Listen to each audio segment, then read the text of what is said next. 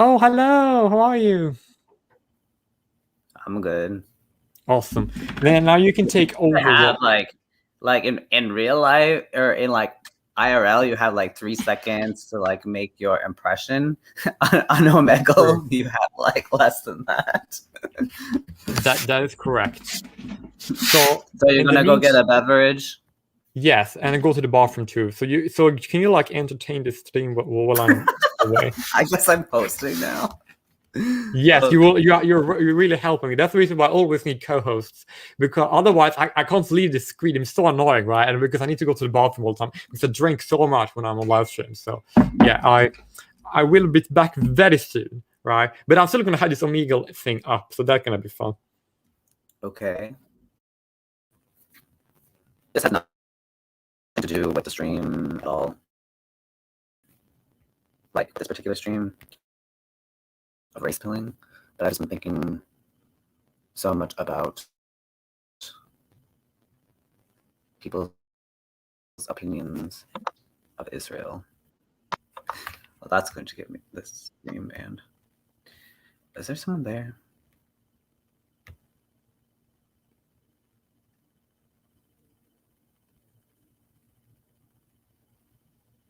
It's like people conflating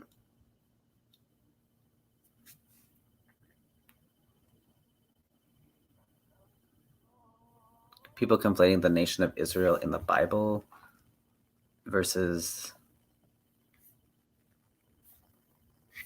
the country or political state of Israel now. It's like they're not the same thing, people. It didn't even exist.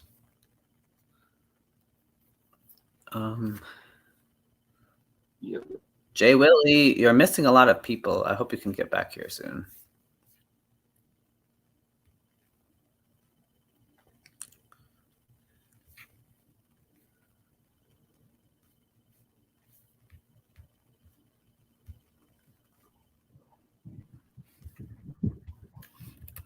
Oh, I should introduce myself. So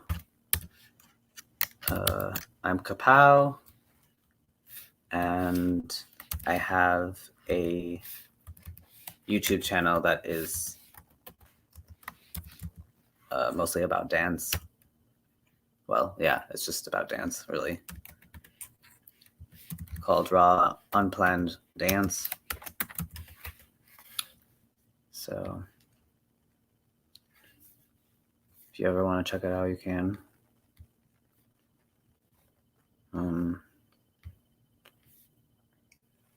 Wow, these are some crazy Omeglers. I did Omegle a long time ago, maybe like 2009, or I mean 2011, 12.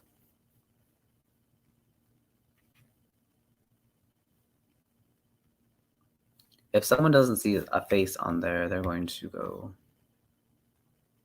away or they're gonna skip.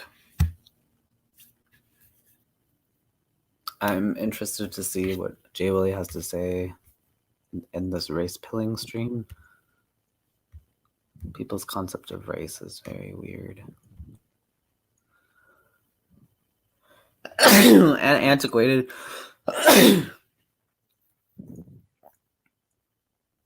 Since people are still using ideas of race that began in the I'm back. 17th century. What category five category system for race. They're just like so stupid. Sorry. Oh no, I fail. I just failed because I didn't know if he could hear you or not. I wanted to make no, that's not how that works, but it's okay. Okay, good. I just wanted to check on that. Because if they can't hear you, then he's gonna mute you. Otherwise, I'm just gonna talk to me. Good. Because I'm just gonna talk to you until somebody show up. And when someone do show up, then I'm just going to like mute you. That's actually a good setup. I was just recently just talking about this. Like people seem to get confused about the difference between like I was talking about Israel politics, which obviously is probably going to get this stream banned. No, I'm just kidding. It's fine. It's not the best stream anyway, so we can have it banned. But like, I like people don't know the difference between Israel in the Bible, the concept of it in the Bible, and like the nation of Israel. It's like especially yeah, because it's like a current legal state. It's quite different than like. It's not the same thing. It's like, what do these people think are going on when Israel wasn't, like the country Israel wasn't even there until like what, 1930s? Oh, hello. How are you? Oh, good. Did you prevent? Hello? Hello? What was that about? Oh my god. Okay, this is definitely gonna get demonetized. But how are you? Are you? No. Are you videoing? Yeah. Please, no, please. I'm sorry, please. No, it's fine. I'm not gonna video anymore. Okay, it's fine. Why are you sorry? Because I'm being stupid. That's why.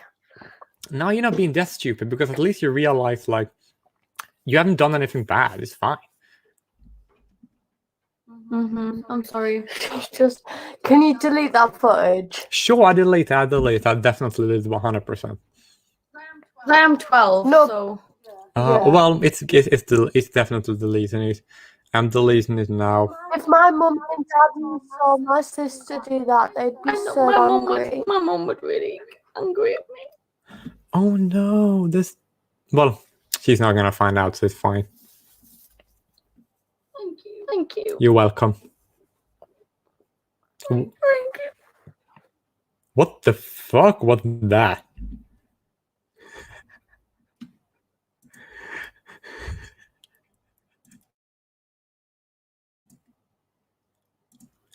Did you see that? No, there's a lag for me. Oh, that's fine. What happened? But you do see like the Omegle stuff, right? A little bit. Oh, that's good. But what happened exactly? Oh, hello.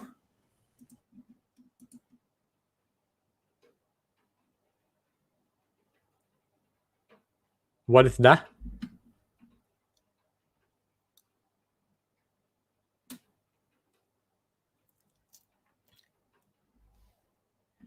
Do you have a microphone?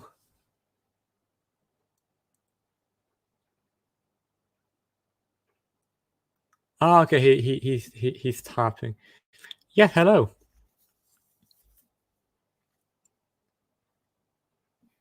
Are you North African?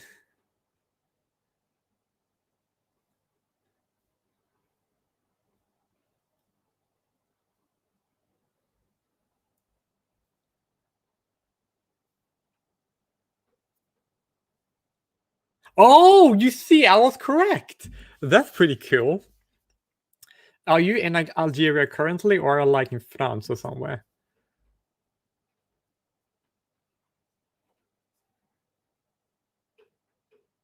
Okay.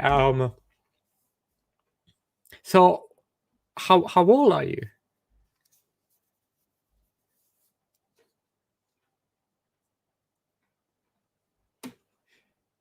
If you don't mind, okay, it's meant you to type finishing, then I'll ask you again.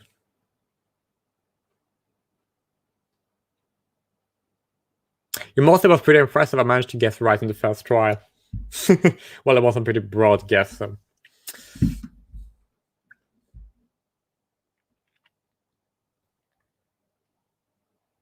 Like, if you don't mind me asking, I know they are like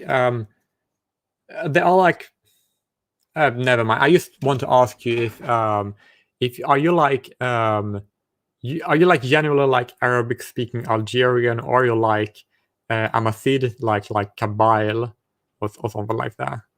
That's what I ask you.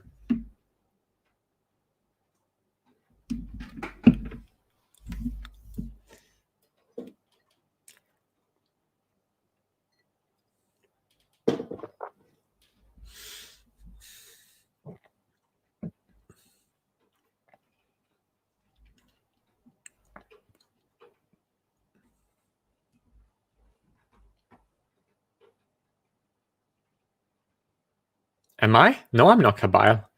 I am Greek Cypriot. I'll just assume because it's kind of hard to see, but you just seem to be like generally Algerian. But so like, do you? I'm stupid. It's just like I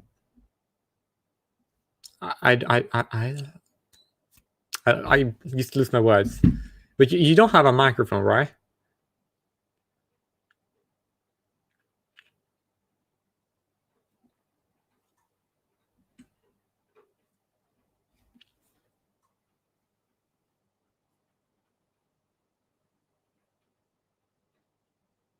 No, I don't live in the United States, actually.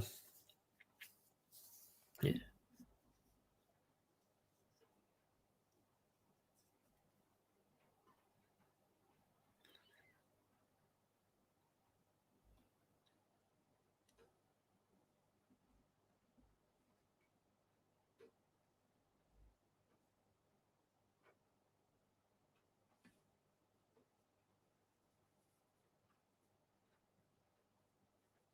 Yes, I do speak. Like, English is my first language. Well, I'm not, because I'm partly Greek Cypriot, and my mom, and my daddy, he is Scottish. So therefore, my like mother tongue, or father tongue rather, is English. So therefore, I speak English. Yeah.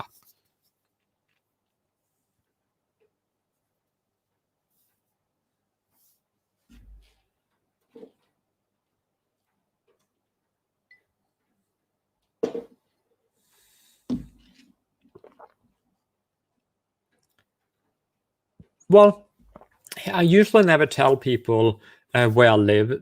The reason why is because I actually do believe that where I live is kind of like not very important.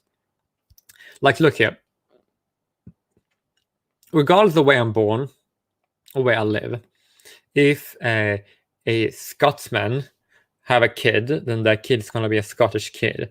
And if a Greek Cypriot have a kid, they're going to be a Greek Cypriot kid, right? And if an Algerian have a kid, that is going to be an Algerian kid, right? And that doesn't matter like where we are. The kid is just going to be the same as the parents, right?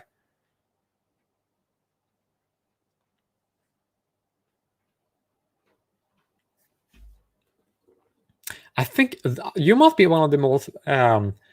You seem to be on the right track. You seem to know how things are in like reality, which is kind of nice to see.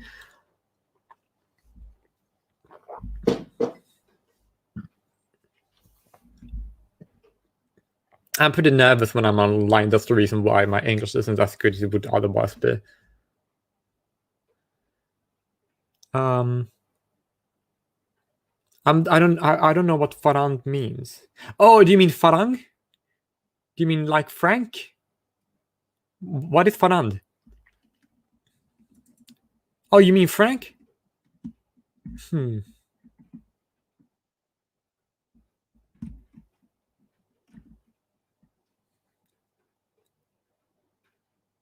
confused now.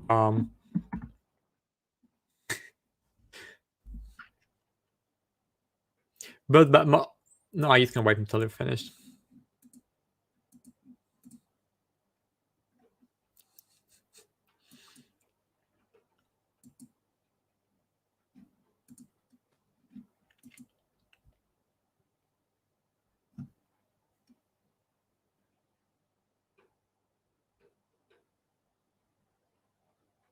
You don't like to calm in Algerian. I'm sorry, I don't know what you mean by that. But I do need to ask one thing. I need to ask you if you also are one of the people who acknowledge that regardless of where an individual is born, the parent is what is going to decide like what they are in terms of race. Like if a Scotsman have a kid, it's going to be a Scotsman. If an Algerian have a kid, it's going to be an Algerian. And if a Greek Cypriot have a kid, it's going to be a Greek Cypriot, regardless of where you are in the world. And I'm happy that you seem to acknowledge that, which is good.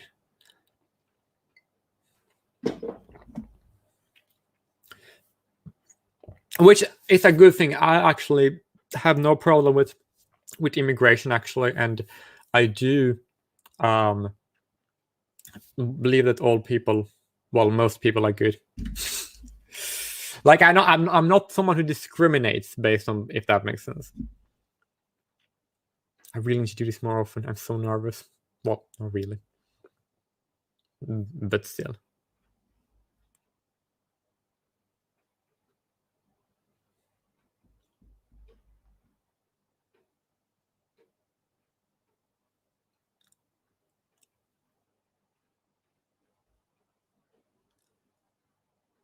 Oh, this is your phone number. Well, that's sure is interesting. Well, now I got that, so I guess that's good. Why is the phone so old? My phone is new. Yeah, I know, it's your phone number. So do you have like anything else you want to say?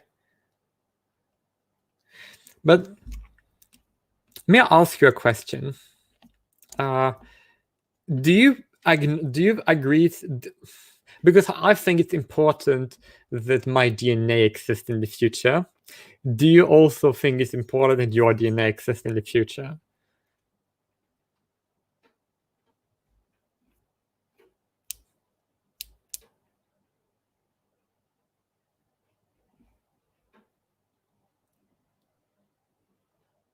Are you saying that you don't understand?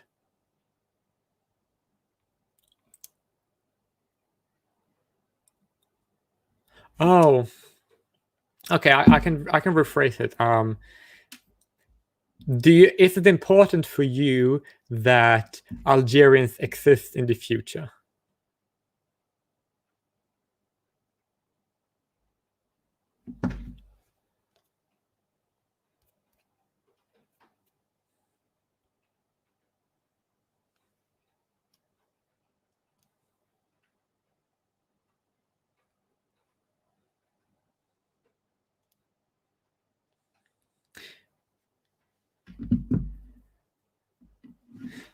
I'm going to be a bit quiet a lot. I'll wait for you to type, because if you are not like very proficient in English, then it might be a that no term or that what they. I'm so I don't understand what you mean. But I do got your number now, so that's a good thing.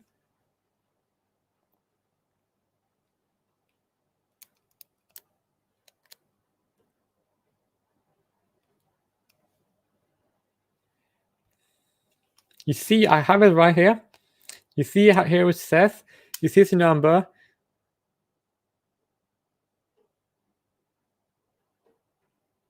Okay, but I don't know if there's anything more I can say to you at the moment. But, well, you have to ask, of curiosity, why don't you have a shirt on?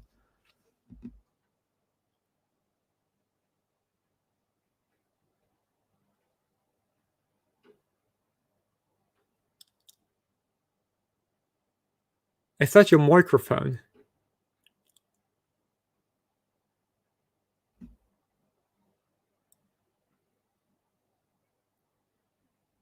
Oh, you're gonna plug it in.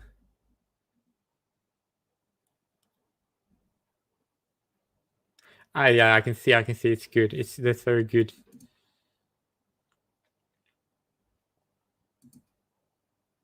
What is that? Can you type what it is?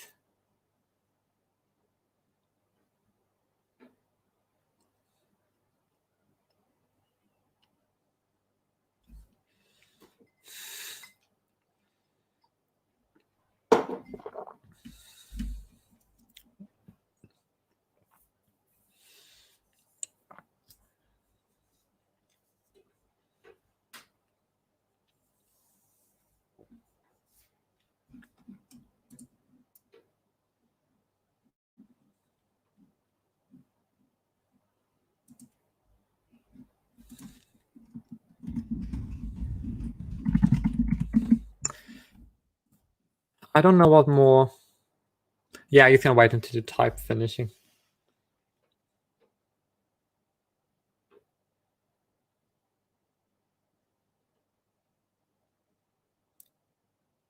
Okay, I will save all that, and then I will talk to the to the next person.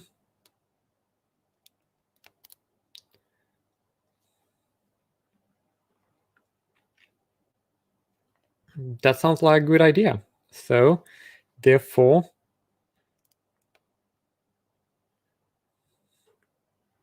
well, at least you seem to be. Yeah, there seems to be a linguistic barrier, but you seem to be on the right track. So I just have to say, have a good day and bye bye.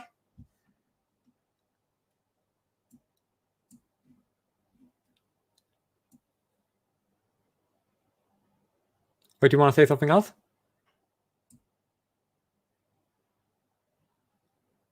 But nice chatting with you. Oh, hello. How are you?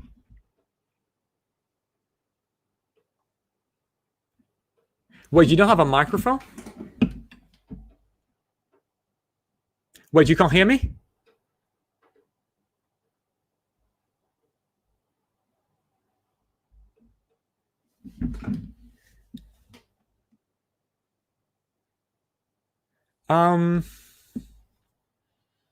Like I do believe that the no, I believe that the diseases are real, but people are using it to control the masses because it was made in a laboratory. Oh, I think I just figured out my sound. 100%, 100%. Yeah, I believe it's a real virus, but I mean, we've had hundreds of real viruses survive. Yeah. And we've never shut down, the whole world's economies for a virus Yeah. that we pretty much can't stop, right? Yeah, they do it just because they want control.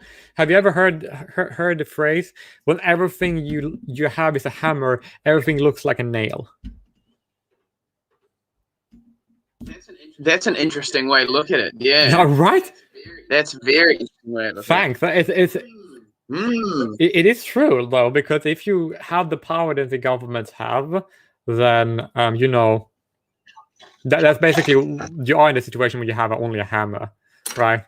Because people don't need the government to be prosperous, right? The only thing governments would do to be good would to protect the citizens from other governments, and I guess some level of like regulation, so there's not one dude who's just monopolizing everything, and to an extent they'll try to sort of limit it. Not that works. Yeah, that's really doesn't actually work, because usually when the governments claim to want to prevent that from happening, what they basically do is to create that instead, right? Because if when the government try to regulate the economy, what usually happens is that they create a few people on the top and then the masses at the bottom. Yeah. And usually what they do that is because they are on the top, right? And they're usually funded by people who are also on the top. And if the government wasn't around, either another government would come in and create the same system, or they would be less. People would be more equal, if that makes sense. Yep. Well, and I like what you touched before. You were saying, the government basically just having a hammer and being its only tools. But then I was looking into it the other day, and it goes, well, it's like, the average prime minister sort of paid around like $500,000 a year. I know I'm in New Zealand, so our New Zealand prime minister is on around $500,000 a year. So, but then you've got guys like Bill Gates, who have hundreds of billions of dollars, basically could buy our entire country multiple times over, well, our current GDP. And these are the guys who are having way too much influence. When the World Health Organization is making the COVID laws, and if you're a government that's part of the World Health Organization, you have to obey them, right? So I don't think it's governments making these choices. I think it's far more likely to come from above, and people just agree with paychecks, right? If you only paid $500,000 a year, why would you disagree with a guy who's basically funding your country for billions of dollars? You wouldn't disagree with them. It would make exactly sense. Right. And that's the problem, is because people would just use the government to because the government exists, right? And then the people use the government to bypass the market and just get anything for free. or getting for less prices because they don't have to compete with. They don't have any other people around to to compete with. Like they basically can take all the opposition, all the competitors, and then put them away, and then the government is gonna put them on the top of everything. If that makes sense. Yeah. Where are you? Are you in South Africa? No, that's well, I was in South Africa last year, but I'm gonna move back to South Africa like when I get into university, because I had like bad grades. I didn't get into university this year, so I had to like improve some of my grades so I can get into university, and I will be able to get into university, if that makes sense. Yeah. No, that makes sense. Oh well, I'm glad there's people out there thinking about it like this. I agree. I found a few people that that are on this sort of track as well. And I was talking to a guy from India the other week, just on this, and he was saying how they've done this. They're really pushing at the moment in this Western media about how there's the big second wave in India happening. And so I was talking to him about it, and I was saying, how do you feel about it? And he was saying, well, firstly, the second wave started basically right when they released the vaccine. They started the vaccine rollout, and about 3 weeks later, the second wave starts. Awfully convenient. And then you're saying they're shutting down a lot of these, poorer places like the Mumbai, New Delhi, a lot of these markets. We have a lot of, poverty and people begging for food.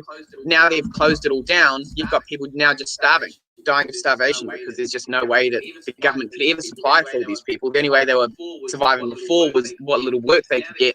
Now they're told to stay inside, which a lot of them don't have houses. Hey, stay at home, eat your own food. A lot of them don't have food. And now there's like hundreds of thousands of people dying just of starvation, of malnourishment, not having access to doctors and things because they're told to stay inside. Yeah, so it's just it's almost like it doesn't really help, because I know in South Africa, what happened was that like crime went up. Like it's already high, but it went even higher than it was like in the past, if that makes sense. Yeah. And then what also happened was the people were like had like hard time to like earn a living. Like they were harder time to earn living, so they like shut all the economy, right? I was like with my classmate, because I was living in a school residence area, right, when I was living in South Africa, right? So therefore, like we had to go and buy food, because we were not allowed to go outside our homes unless we're gonna buy food, right? So we went outside, right, and then we bought for me and this chick from my school. And we were walking the streets of Cape Town, like the streets of Cape Town in the middle of the day were completely empty. There was no one there. That's crazy. Yeah, it's insane. Yeah, that's crazy. And the government are just like fucking up everything, right? Because like the corona like hits Africa really hard. Basically, almost. I mean, like our government hit the country pretty hard, but then the disease is like made. It was first, like both these things together, like made it even worse, and just the government. Like the country like stopped developing, and then just went backwards.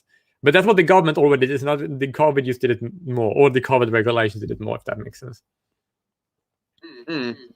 Definitely. I agree 100%. And just instilled all these more forms of control and everything. I mean, Japan, South Korea, neither of them had lockdowns. Both of them did significantly better than the neighboring countries, or all of these Western countries with no lockdown. Fun fact: there's actually one Western country that didn't have lockdown. Want to know what it is? Sweden. Yeah, and they didn't do too bad. I mean, they did a little bit worse than some of the neighboring countries, Finland, Norway, but not significantly more. And they have it, and for one of the the worst pandemics in history, well, like that's what they're trying to like push it as. Nothing. 90% of the deaths were over the age of 60. 96% were over the 96% were over the age of 60. 90% were over the age of 70. Well, what does that mean? Does that mean it's it's killing everyone fairly? No, clearly not. Does it mean it's targeting old people? No, of course not. It's just targeting people with weaker immune systems, which is generally older people. That makes perfect sense to me. Crazy world, man. Indeed, like it's almost like we don't really need any form of like work of fiction, because the reality is like so weird already. That's like it's basically the same thing at this point. It's actually kind of funny. Well, yeah. Oh, yeah, exactly. Well, yeah, it's like we closed down the whole economy for healthy young people when it's like we could have easily just, shut down places, shut down rest homes, hospitals, keep them, very strict and. Why shut down a whole economy? Why keep kids out of school? It makes no sense. Why have kids wearing masks when it pretty much doesn't affect kids? Yeah, and I'm also very worried Crazy, about man. the vaccine. I'm worried about that too. Yeah, same. Do you Same. They still can't tell us where it came from. I still think it came from a lab, but they're still trying to blame it on this. Someone ate a bat, but they still can't prove it. They can't find the origin, but yet they can tell us. But yet they can make 3 or 4 different vaccines for it. Makes no sense. Can't tell us where it came from, but you can tell us how to solve I it. do think I have a bit Convenient. Very but convenient. didn't it come from a lab though? Well, it's unproven where it's from. They don't know. And I mean, to me, it's like, well, so under that Dr. Fauci, when he was under Obama, they were giving millions of dollars to the epidemiology lab in Wuhan. Oh, that's interesting. That's information that definitely needs to get out there. It needs to get out there. Needs to get out there really bad. 100%. Exactly. Did you? I mean, Like beyond a coincidence. I actually believe that if people, if they want to stop people from dying, then none of this stopped people from dying. It just made like younger people die more. It just like redistributed the die. It's so dumb. Like yeah, exactly. Big. I agree. Because did you know the one thing that's kind of really awful that happened? But know what the South African government said? It was really awful. Want to know what that was during lockdown? What was that? The South African government literally said that, you know what, we are not going to give people. We're not gonna give people we're not if you need any form of help because of the lockdown, right? We are not going to live. I'm not kidding. They said we're not going to give any aid to companies that are the primary workforce or is primarily owned by minorities.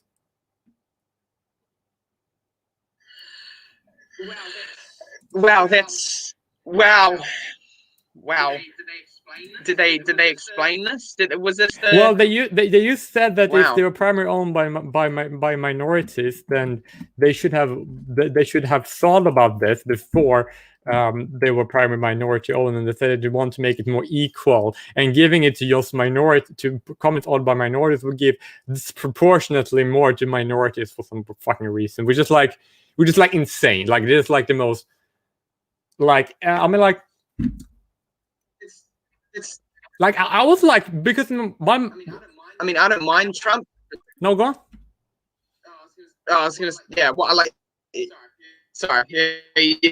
I don't mind Trump, but it's that's dumber than what Trump would say. Significantly dumber. Wow. Yeah, 100%. Right. So I dumb. actually saw that the South African. I actually saw that the South African government because when I was before I was born, right? Because I was born in the 90s, right? My parents actually thought that the South African government in the future were going to be, different to the one before I was born. Well, apparently not. So that's unfortunate. Yeah. Apparently not. Which is it's absolutely it's absolutely ridiculous. Wait, are you on Discord? Should be. Nah, I'm not on Discord. I don't have any social media. I should get something. Yeah, because if you want to, I do have. Nah, not anything. What do you say? Oh, no, keep going. Yeah, because I do have a Discord server, and I can invite you if you want to. Yeah. What is it? Yeah, it's I posted there. You can screenshot it and then type it down, or you save the link to a Word document. Yeah. Perfect. But if you don't mind me asking, because I know that South Africa and New Zealand have I mean, like in both countries that used to be like part of the British Empire, and I need to because like, I know that on my family, right? I know that my mother's side of family are mainly from Sweden and Cyprus, and my dad's side of the family is mainly from Scotland. How about for you? All my family's pretty much from Holland or Germany. Well, that's pretty cool. Actually, a little bit of my of my mother's ancestry is also from Germany, so I got that in my too. And as in South Africa, a lot of people ancestry is partly from Holland too, so that's pretty interesting. Because I actually heard that weren't there a lot of people in your country whose ancestors came from Croatia or from like Scotland? I definitely know a lot of Dutch and Germans. Yeah, a lot of I haven't heard of Croatian too often. Yeah, that I do know. Yeah, because like I actually a lot of English. Oh yeah, that's so true. South Africa is a lot of English. English is like so many, but well, being part of the British Empire is like pretty much explains why that's the case. But it's still interesting. I just find like ancestry to be like to be very. There's like my biggest interest. For me, at least. Ancestry. Oh yeah. Yeah, same. Well, I definitely like knowing the history behind people and. Yeah. It is. Why they are who they are. Oh, good luck to you, man. I mean, I'm glad to hear people. Thinking it, not just blindly sort of following and saying yes to everything. Yeah, no, I was always like known to keep like a critical mind about stuff, and like I never. Good. Yeah, it's just like when someone tells me something, right? Then, well, you have doubt when people talk, and you shouldn't blindly believe it and everything people say because they might like have an agenda. Like, did you know that Taiwan actually had the information about the COVID, but the World Health Organization, they were like, no, we're not gonna do anything with that because we don't want to make the CCP angry. No one wants to make CCP angry. Yuck. Wow. Don't you like don't you like have a because I heard in Australasia, you know what I mean with the Australasia, right? Yeah, like a lot of, I heard that the CCP are like have like too much influence in that region. Is that like true? Is it like a growing problem? Yep. Ugh, that's terrible. Yep, but New Zealand, Australia made a firm stance against China, and then New Zealand sort of said, "Oh, Australia, don't do that. We need to keep trade." But like, going. why would? And so New Zealand, like what? Yeah, our government. Oh my god, your government is so awful. Like, I don't like your government. Like, I don't want to think it's like, because like, why would you? Like, you don't need trade with like an organization. You don't need trade with China because like China, they are like China. They, for example, they don't like because they're communists. They're very hostile towards markets. If that makes sense. Yeah, exactly. And the more we trade with them, the less we're going to be able to trade with anyone else. The more restrictions going to put on us. More trade agreements we're going to have to, abide by. But now our whole government, I mean, our prime minister at the moment is like a lady in her late 30s that's never had a real job, doesn't understand business, and she, just straight away put our country in lockdown, lock people inside their houses and stuff. When it's like we're an island, we're a little island in the middle of nowhere. Just stop letting people in the country, and then there can be no COVID. Oh no, but we want to play sports and we want to have sports teams, and so they keep letting people in the country, and then we keep getting COVID, and so we keep having to go on lockdowns, keep having to shut down. Like it would be.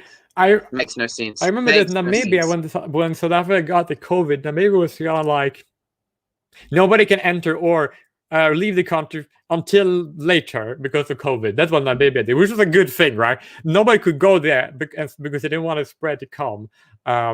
Well, it's kind of hard to spread disease in a country that is basically a desert, but but still, it was a very good move. And it was some people that were in South Africa, in Namibia, they were like, who were from South Africa, like, no, we can't get back to South Africa, right? So they had to like wait for a while before they could go back to South Africa. Kind of interesting. It was, yeah. Nah, very strange, man. Very strange. But we can't cure poverty. We can't cure anything except but a flu that affects old white people. Oh, yep.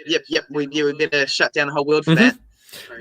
Like Crazy. it's so interesting because like because it's so funny that like terms terms when it comes to it's kind of hard. I have to start from the beginning. You know about the color theory? It was like the color theory where a person, right? He basically tried to categorize people into like by race into like different colors, if that makes sense. Remember?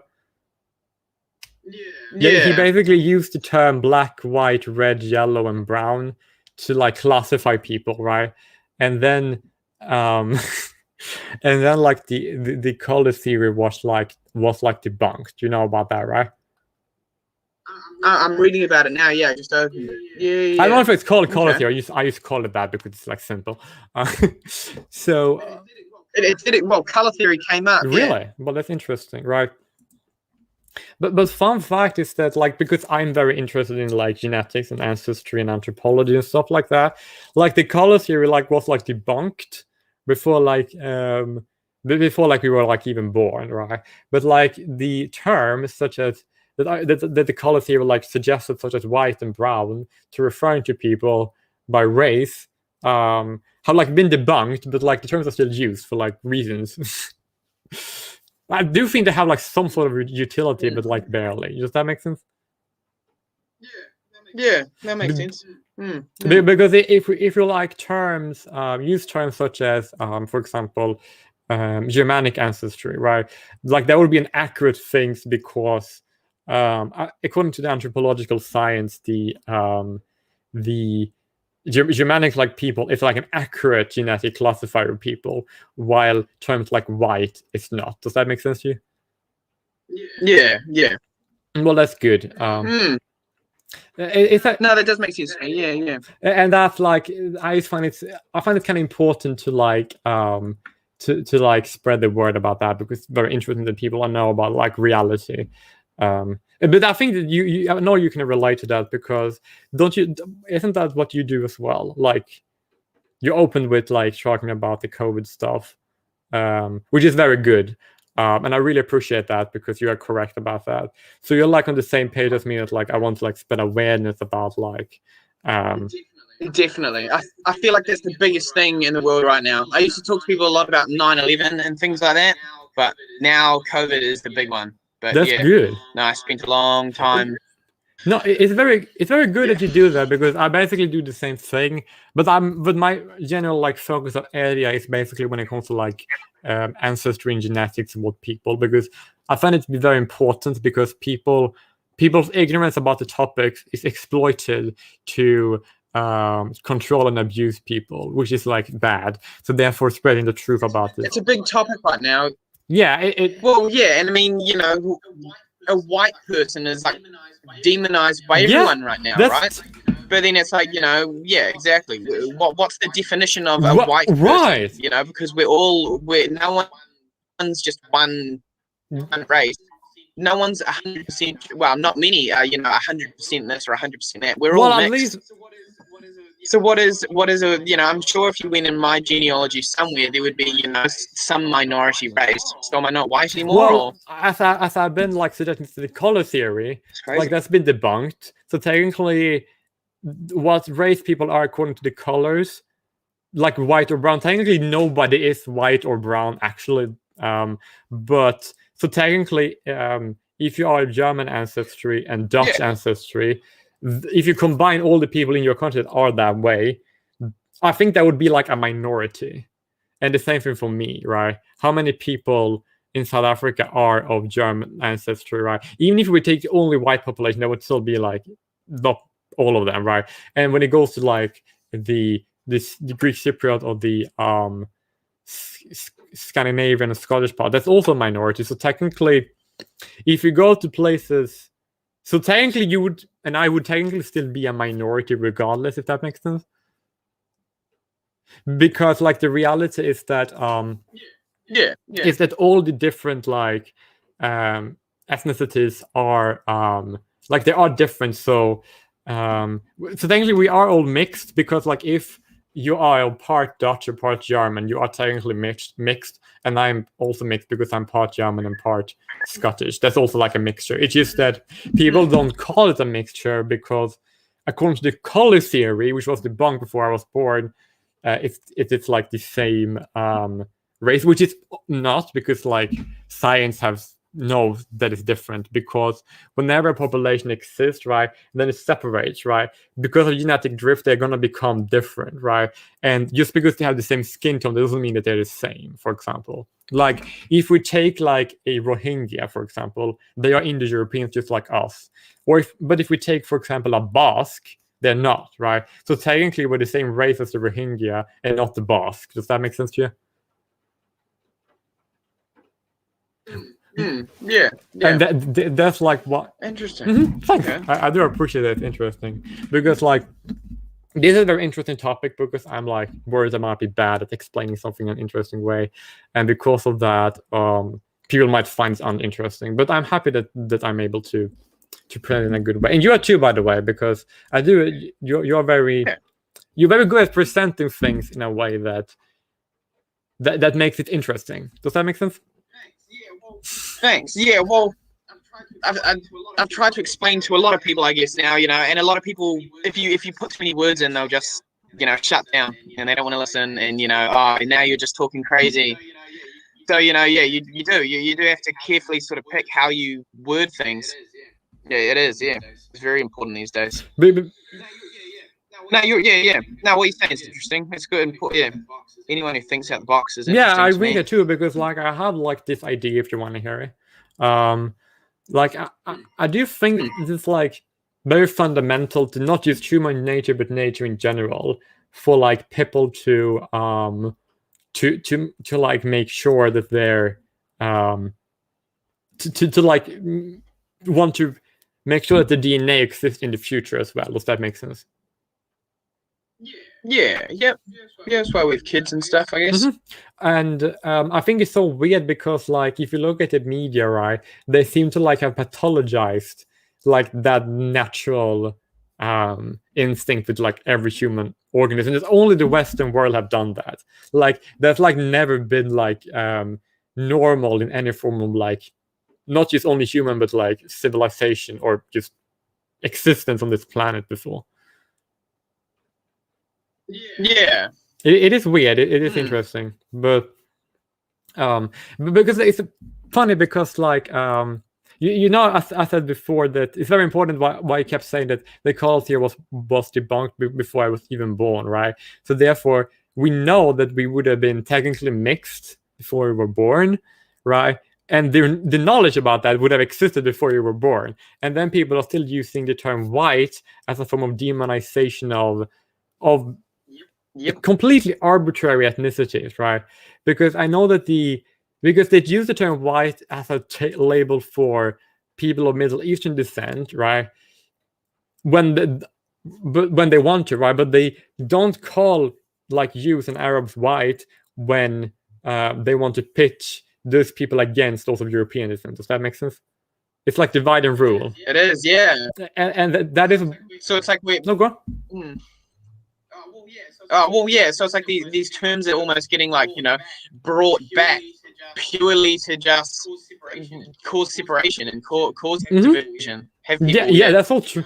Sort of demonize each That other. is so true, right? Because if people were to, if for example, if a government in Europe, if someone want to media or like want to demonize like the Europeans, right? They will just call them white supremacists or just racist or just like whatever, when they are not, right? Yeah. And then because of all the because of like they're using immigration from the Middle East to like keep the richest, right? And then they say, oh, you're white supremacist, you don't like Middle East immigration, right? And then the people will in South Africa call a Lebanese person a white supremacist because they don't want to be discriminated against for being in the white category. You know what I'm saying? It's like they use the same term because like the people in the Middle East, they either used to as victims or as perpetrators, but they are only used, if that makes sense. I mean, like, technically, Cyprus is from the Middle East, right? So, by the same people who use the term whiteness and all that, what would they call me white or not? You know what I'm saying? If Well, exactly. Well, yeah. And I mean, I was talking to a guy from Russia the other day, and it's like, are Russians white? Because technically, you've got one side of Russia that's borderline in Asia, you know, connected to China, and you've got the complete other, you know, the Dagestan, all these places that are basically part of the Middle East. And it's like, well, so are you Russian? Are you white? Or are you Middle Eastern? Well, technically, the term Middle Eastern from a racial category doesn't make that much sense, because the people in the Middle East, like, they are if you go to the northern part, like Caucasus, they're like the Caucasonic, right? And they are very much related to Indo-Europeans, because Indo-Europeans' homeland is close to there, and then it like spread out, right? And then if you go to middle of the Middle East, you have the for example, Semites, right? And then there were like other Indo-Europeans, so that Anatolians, and then like Iranians who came in, right? And then Turkic people came in all the way from Asia, right? So technically, all the Middle Eastern populations are like different races. Does that make sense? Yeah, but then I do like that as we're talking about races, we're saying the actual race, you know, the actual country of origin. Neither of us are saying, you know, oh, white people from here, you know, it's just an unnecessary term. There's no reason to bring a color exactly into it, right. yeah. Because usually the color like isn't true, right? Like the only exception is that the color black have an accuracy, and the reason why it has is because if you look to like Africa, right, there are the indigenous people in North Africa are like the Amazigh, and then the sub-Saharan African, they are, well, sub-Saharan African, right? So the term sub-Saharan is like a race, right? But they are like divisions within the sub-Saharan race, right? If you go to like Southern Africa, we have like there is like a race called Capoids, who are then subdivided into like the Khoisan and like Sandawe, and the Khoisan are like the Khoi in the sun, right? And they're like the indigenous people of like South Africa and all of Southern Africa, right? And they're technically, and their skin tone is very like it's like very it's lighter than black, right? Some of them could be darker, but some of them very lighter, right? So the term black makes sense if you want to categorize the sub-Saharan race into Capoid and black. But though not all sub-Saharans are black, but that's the only color that still have utility. While the colors white and brown, those doesn't refer to races, because we have established that if they can define both Semites and Indo-Europeans as white, and then define Malays, Aboriginals, and other Indo-Europeans as brown, the term white and brown doesn't really make sense, because Indo-Europeans would be in both categories, even though the Indo-Europeans are more like other Indo-Europeans than other white or brown people. Yeah. Oh man, you've got quite an in-depth knowledge on. Thanks, I do appreciate your geography and your race as well. It is like my favorite topic that exists. I actually wrote an entire document about it, like a family tree about how all the different races are related to each other. That's a really important thing to.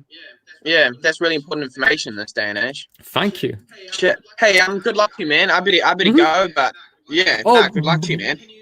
Can you? Do you have the Discord? Put in your Discord, yeah. So you.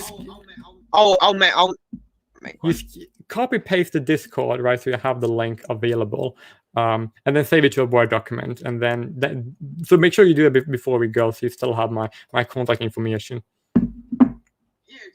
Yeah. Did you post it? I can't see it. What? Did you post it? It didn't come up. Did you see the Discord link? Nah, it didn't Okay, I'll pop try up. again. You gonna send it again? Yeah.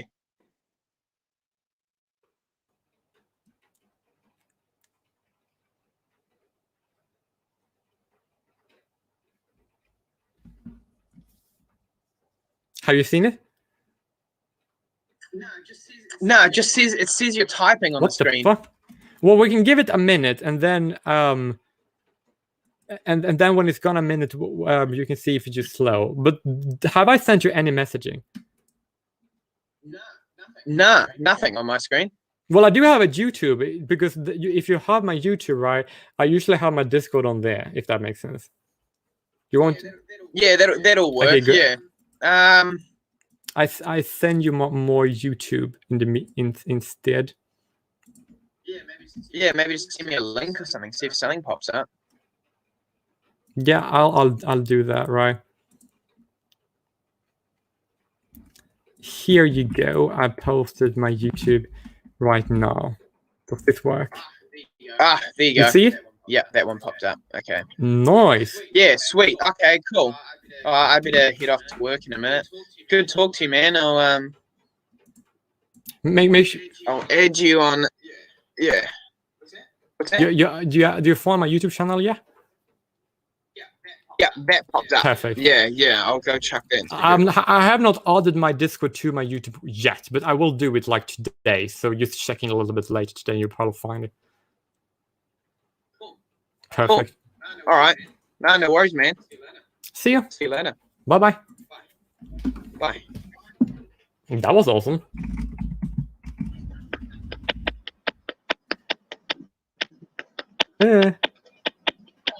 Are you jacking off? Hi.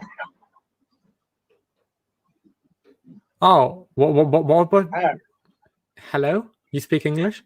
Like this? Yeah. Oh, good. I was worried if you were like fapping or something like that. Which is can you say? My headphone not working. And this Oh, well, that makes Realme, sense. this Chinese company, this football company, this cheapest company, Oh, it's a disgusting company. This Well, you're Indian, right? this football company. Yeah. Oh, Indian. nice. So you Punjab. Oh, you're Punjabi. Oh, that's cool. That's awesome. It's nice to see. It's a lot of the diversity I found here in this From group. Chandigarh. Yeah. Mm. I'm actor. Oh, sorry. Hi, here my coming song is Meta Arnett Amritman. My coming song. Fantastic. When is it coming? Yeah, I'm act for in which video? In firing and gun. You check video and What? check my Instagram page. Atul Rihal, Can you link your Instagram page here? like this. Yeah. Rihal. Okay. Is that your? Do you have a Sorry, link to your Atul Instagram? Rihal. ATUL. What? One second. I am 1 second. Atul Rihal. Check my Instagram page. Perfect. I will definitely do that. But is it possible you could post your link to your Instagram here so that I can have the link already? So I can share it with all I'm people. starting for theater. What you say? I'm starting for theater. Well, that's lovely. I assume.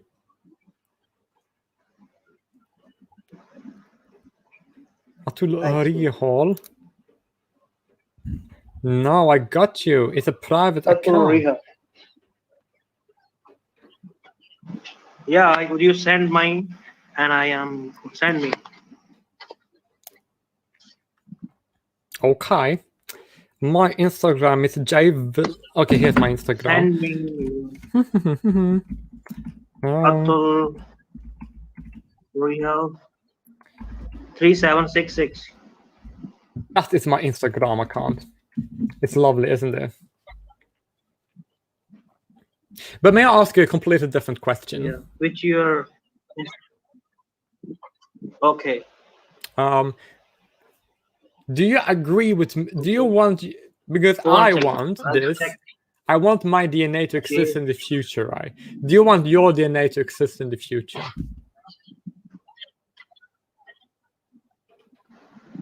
YouTube. You have YouTube. Do you want to see my YouTube? One thing, bro. I'm checking your Instagram. You're checking more Instagram right now? No, I'm not on YouTube channel. But here's my YouTube if you want to know. Yeah, I'm searching. No, I Yeah. just send it to you. You have it right there. 98.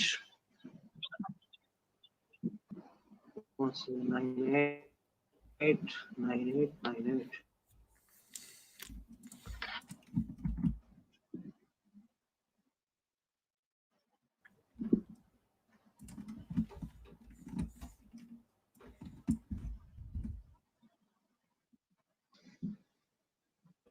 Oh, Okay, this channel. yeah. YouTube channel. Yes. I see Yeah. you sent me an Instagram text. Check down.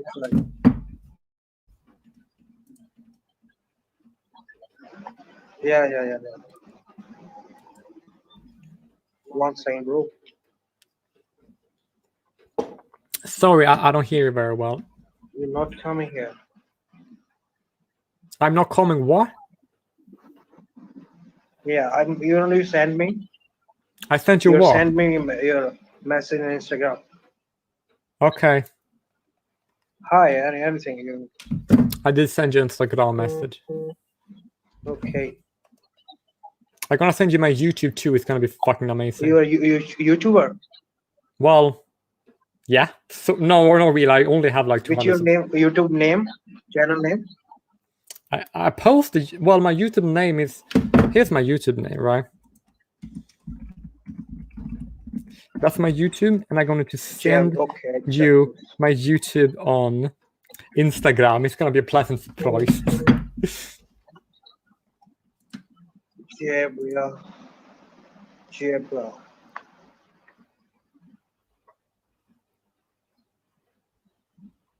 Okay, check this.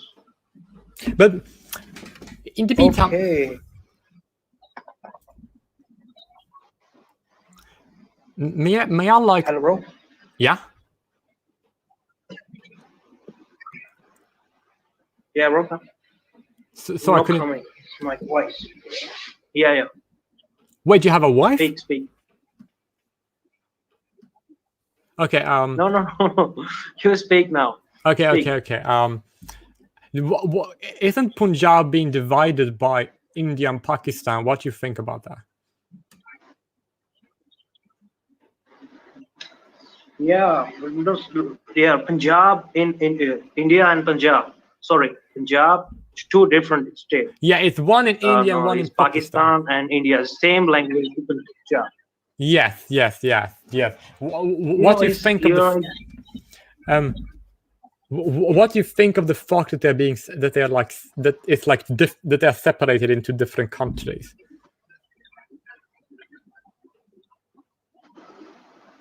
Yeah, in 90s. Yeah. So you're 90s in its time.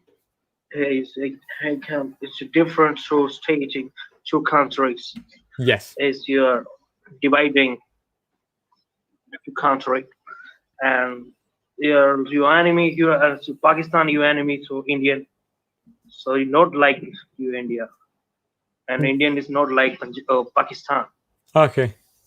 Well, isn't it kind of bad that Punjab is being like used? Isn't that like just divide and rule? They're being put against one another.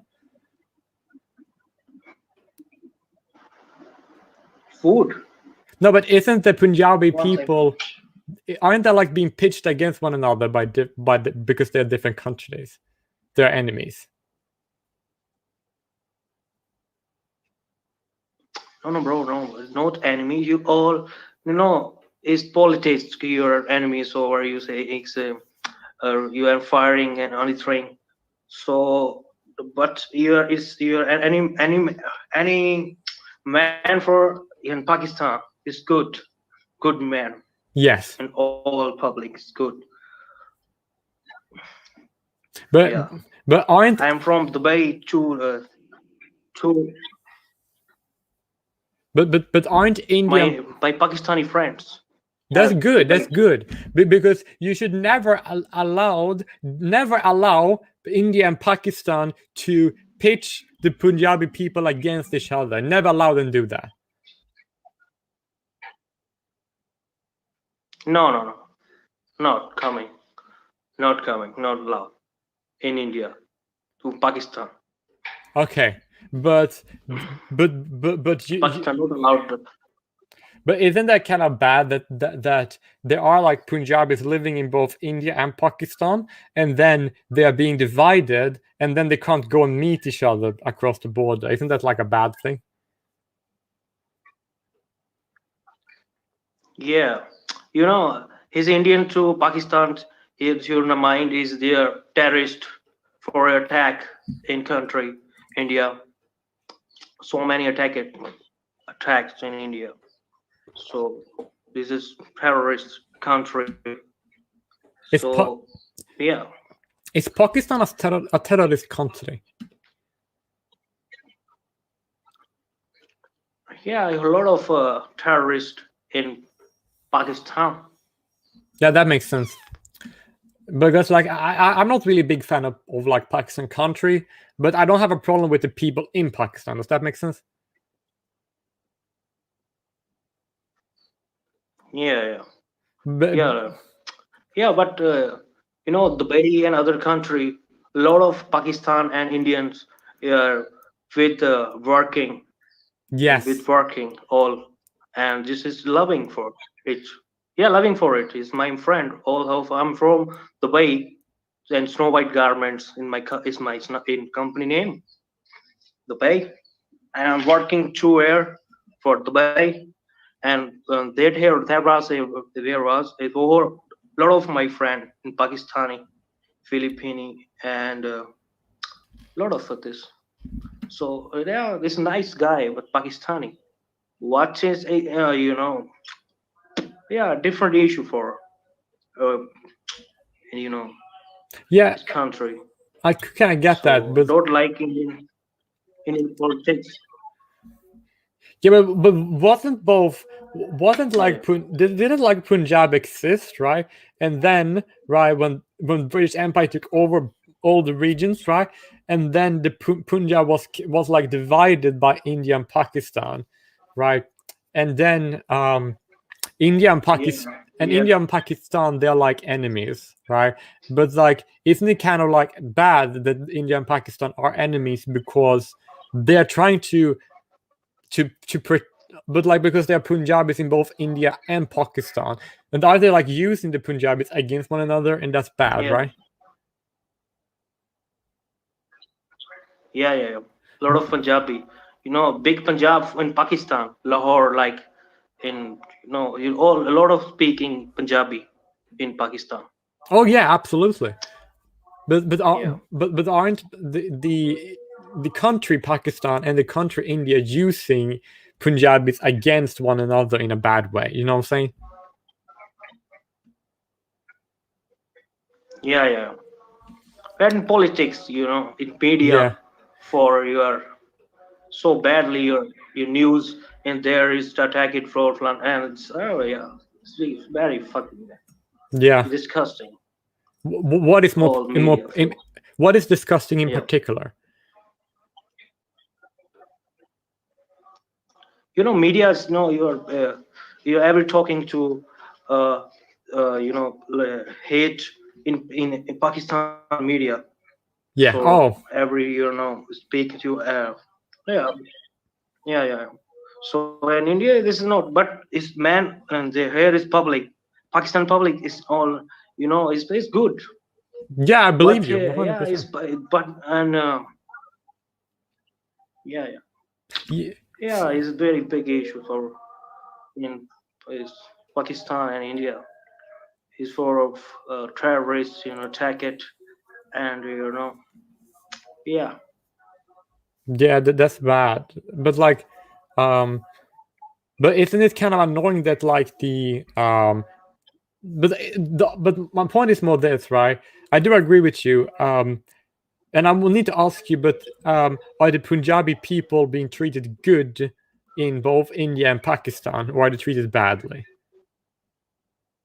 Yeah, his good friend in Punjabi. Oh, good. Because Yeah, like you're Sikh, like Sikh in Pakistani, you like it Sikh, Punjabi, like, but not other Hindu don't like it. oh, makes sense. Only for love, Pakistani Punjabi. Makes Yeah. sense. Yeah. But I just need to know this, right? Never let any country use use Punjabis to never let them use you, right? You just make sure that you're treated well, regardless of in what country are in charge of your region. Okay. Yeah. Okay, good to know. Because like you do know you want your DNA to exist in the future, right? Yeah, bro. Okay, good. And don't let any What? What do you mean? You want your DNA to exist in the future, right? No. I'm sorry, I don't. Yeah. Yeah, but like I think we're on the same page here. Okay, bro. Because like, do you speak good English? A little bit, bro. A little bit. Because you seem My to be. English is a little bit. Yeah, that makes sense. Yeah, bro. Sorry. But I'm a little bit, bro, here speaking. So I am trying to speak English. That's good because. But do you understand everything I've said so far? Yeah, bro. Okay, but just never let your countries divide you and use you to fight against one another. Never let them do that because that's always bad, right? Yeah, bro. Okay, good. But yeah, bad. I do got you on Instagram, and I will follow you, right? And I hope you will. Okay, bro. And I hope you will follow me as well. So, I will. I'll see you on Instagram, and you got my YouTube. You have my YouTube, right? Yeah. Okay. Yeah. Perfect. I am searching your YouTube channel. I'm subscribed. Oh, thank you. Well, then I will see you around because I do a lot of live streams. So you will see me again. And it was nice talking to you. Have a good day. Bye-bye. Yeah, thanks, bro. Love you. Thanks. See ya. Oh, nice room. Very colorful walls. How are you? What are you watching? Just fun facts. Huh? Fun facts. Technical facts about infrared. Oh, no. Hi, how are you? Yeah, I'm good. Sorry, I was watching something like it's just facts on Facebook. Interesting facts. Yeah. That is interesting. You know what? I have some interesting facts. What's that? Do you know? Wait, I don't know where to start. Well, I can start with something easy. Are you Indian? Yeah, I am. That's interesting. Yeah, but don't think I'm from the south actually. Have you ever heard of Kerala? Oh, okay. But I need to guess something if you're from Kerala, right? Are you Karnatakan? What does that mean? No, not Karnataka. Not Karnataka. Karnataka is basically another state in India. I'm from Kerala, the southernmost. Oh, are you Tamil? No, not Tamil. Like Tamil is to the right side of the south of the Kerala. To the left there is a small state. That's Kerala. Oh, interesting. On the side of the Arabian Ocean. Oh, are you like Konkani? What? Konkani. Not Konkani. It's Malayali. Mallu. Wait. Oh, are you Malayali, right? Yeah, Malayali. That's awesome. I like that. It's nice. I know about the Malayalis. You're like Dravidian, right? What? I didn't get you. Are Malayalis? Are you Dravidian? Dravidian.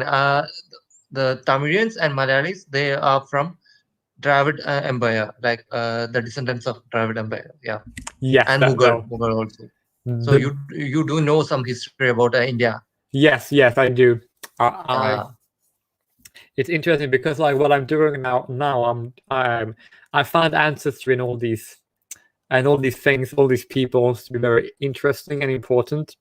Okay. And I do, and my priority is that I want to talk to people about it so that they know all about it. And you seem to have a pretty good head on the shoulder. You seem to be knowledgeable about this topic. Actually, I can't follow your accent. That's the main issue. That's true. No, it's Yeah. fine. It's fine. You seem to understand things already, so that's very good. It's nice. It's nice to talk to people who are on the right track.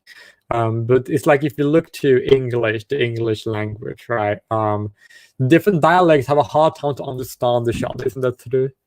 So where are you from? America? Well, actually, I usually lived in Scotland, other parts of Britain, France, and South Africa, and my dialects are basically influenced by all these regions, and that's the reason why I speak this way. I got it. And you are from Kerala. Yeah, the accent, the English accent of Indians are quite different than any others. Like, sometimes I'm finding difficulty in understanding. Like, right, I'm in Canada, and I am finding difficulty in understanding what the English people in Canada are talking sometimes. Like, they are too fast. The English is too fast, and we can't grasp what they're saying at all of a sudden. Yeah, that makes sense because like we speak like different dialects of English. Yeah. The hardest English to understand is of the Australians, I think. That makes sense to me, right? That is why it's pretty difficult. I was talking to a guy from New Zealand. It's pretty similar dialect, but it's easier for us because if you have lived in South Africa, the dialect's a little bit more similar. And if you go to Canada, it's like if you have here South African English, right, in the middle, and then you have Australian English here, and then you have North American English here. It's like in between, if that makes sense. And that's the reason why it's easy to understand it. But what we Indians use is the written English type accent. Yeah, we don't follow much pronunciation. We just talk it just how we are like taught in schools and all. Yeah. It's just written, and we use clear English. Like here they would say, if we are saying how are you, like I would say how are you, but here people are saying how are you. It's funny because it's like a flow. Yeah, because I usually say like how are you or like how's it, because in South Africa people say how's it a lot of the things. And how you doing with G silent. What is that? Like greeting someone, when we are greeting something, someone would ask me how you doing, with how you doing. Yes, he would say how you doing, and they would be like how you doing, with the G would be silent, and we would be, what? Yeah, it's hard to understand. It's also kind of funny because if you go to North America, they basically pronounce all the A's as E. They basically say like banana, tomato, and potato, right? But we usually say potato, banana, and tomato. Yeah, we Indians use potato. Yeah, exactly right. Your dialect is like it's like different. But you can see the difference between like there are the like tomato and there is tomato. You know what I'm saying? Yeah. That's a difference. And when people say tomato, I'm like, what? That's weird. Like I understand it, but it sounds weird to me because I'm what people saying tomato. So what are you doing? Like studying or graduated already? Well, I'm sort of in between because I did graduate in previous education and now I'm applying for a university, and that's probably gonna start next year, or maybe earlier. It depends. Okay. Like I'm doing my post graduation in Canada. I'm an international student here. Oh, that's nice. It's nice. I like international students. I'm a mechanical engineer graduate from India. That is cool. That's pretty impressive. Yeah, so I'm more into the technical side. So what I always do is like there is some page called it's just always they upload videos of science facts about infrared, about motion and all, and I would be always watching their videos. Like, Oh, no, that makes sense because I'm like, it's good that you do this because then, like me, because I'm more interested into facts like about human genetic diversity and biology and like ancestry. That's my field, right? I'm going to study anthropology. anthropology. I have heard about it, but I don't know what exactly it is. It is basically studying about human and like human culture and like human behavior and like history, like people. Does that make sense? It's really hard to explain.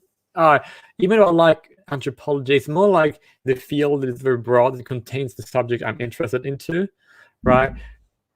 But it's mainly the part of it that I'm interested into. Anthropology is a scientific study of humanity concerned with human behavior, human biology. Yeah. Yes. I just googled it. Yeah, good. It's much better answer than I could give. Yeah. Yeah, but my passion is about like I'm very good at technical things like engineering things, repairing stuff, like studying its mechanism, and also it was my passion that led me to graduate as a mechanical engineer, and now I'm doing my qualifications because I was working back in India for 2 years as site engineer, but the jobs there are not much rewarding. We would only get like 100 rupees. That's not enough for a normal Indian to live there. So what I did was I just invested some money, took some loan, applied for a college in here, got admitted to one of the best colleges in Canada. I just came here now. It's better. Like I think there is much scope for what I'm studying. I'm doing my mainstream is quality assurance. That's very good. But it's also like Western countries are a bit weird to me. Like I think there are a lot of ideas that are going around in Western countries are like kind of bad, if that makes sense. I didn't get you. Like it's a lot of people, because I basically like all the human diversity, right? Because there's so many different peoples in the world, right? And there's a large push in Western countries, particular at the moment, to take people and then put them against one another, and that's a problem, and we need to reject that, right? Yeah. Okay. Yeah, that's good. Yeah. Now. Yeah, many people and some are ethnic to some countries. Like previously, like years ago, there was only English people in America or in Canada, and in Australia there are Australian people. Each looks different, speaks different, different tastes. Like they're always different. But right now, if you see, there are Americans in India, Indians in America, Yeah. and take Australia. Like there are all types of people, different types of people from different countries migrate to other countries, and we can find if we take Canada, we can find Koreans here, Chinese people, Nigerian people, African people. Like now, the world, the access to different parts of the world was made easier, like the technology and all. Yeah.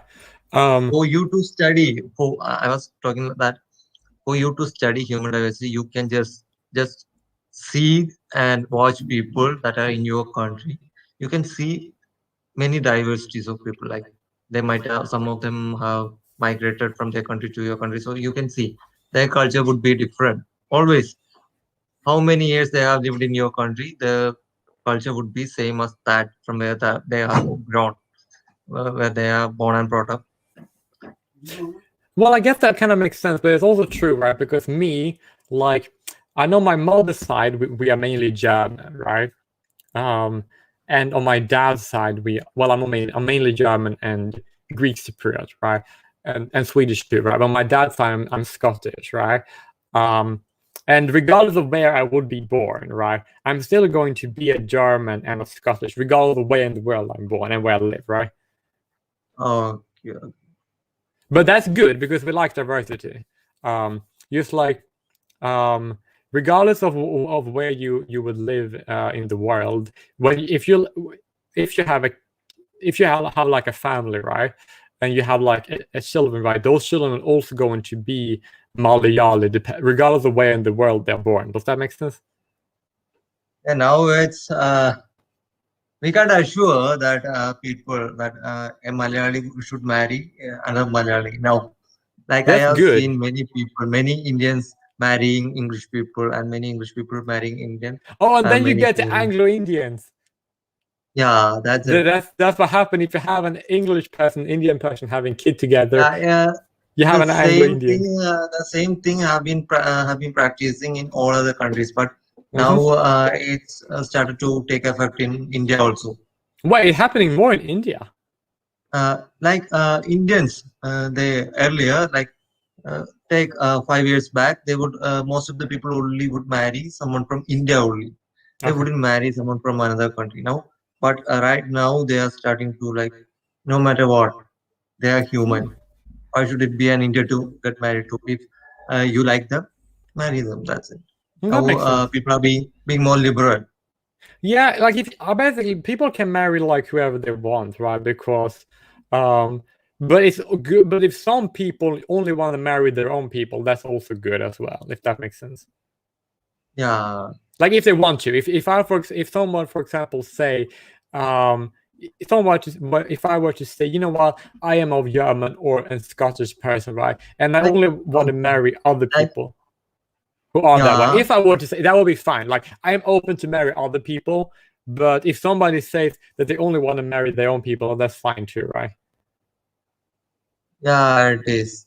Like, take your parents. Like, they are from two different Yeah. culture. Still, they are married because they like Mhm. each other. No, it's fine. You But can do it if this, you want. It's good because then okay, you have me. this idea was like not allowed in India some years back. But So if you there would don't, be if you don't mind me asking something, right? Is it considered taboo or is it accepted for someone who's Malayali to marry someone who is Tamil or Punjabi or Gujarati? What would they say would the family accept like that? right now there is no problem in marrying people from another state or another country. There is now it's not at all a problem because now most of the people back in India are literate. So the taboo existed when they are not literate. When they are having no knowledge about the people that's outside India and so on. That's my friend. Oh, nice. Like, Is he also Malayali? yeah, he's also Malayali, but Oh, do you nice. know, like, Wait, can I hear you guys? Can you guys speak Malayali to each other if I want to hear how it sounds? like yeah, like I'm asking you, how are you? In Malayalam, we would just ask Sugamano. That's it. That's Sugamano. difficult. That's it. How are you, Sugamano? It's nice that you can speak that because I can't speak any German, Greek, or Gaelic, so it's like, which is kind of like annoying. So it's good that you have the language. Keep it. It's valuable to have it. It's one of the like hardest language to speak because we do have some words or like letters that's hard for other people to say, like ra.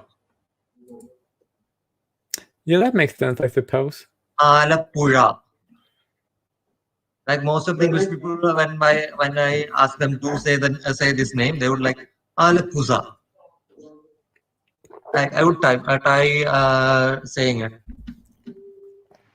try pronouncing it. I can't try. Alapusa. It's not Alappuzha. It's Alappuzha. Alapura. Alappuzha. Yeah. Alapura. Yeah, that's you got it. Ah, thanks. But most of the people find it difficult to say like that, like what you said now. Yeah, I'm practicing a lot of learning how to speak and read in different languages. So I'm trying to master it pretty well. So I've been learning that for a while now. Like it's a fun fact, but if someone is talking to you and you didn't hear him properly, so what you guys would do is, pardon, can you come again? Or I'm sorry, I didn't hear you properly. You would say like that.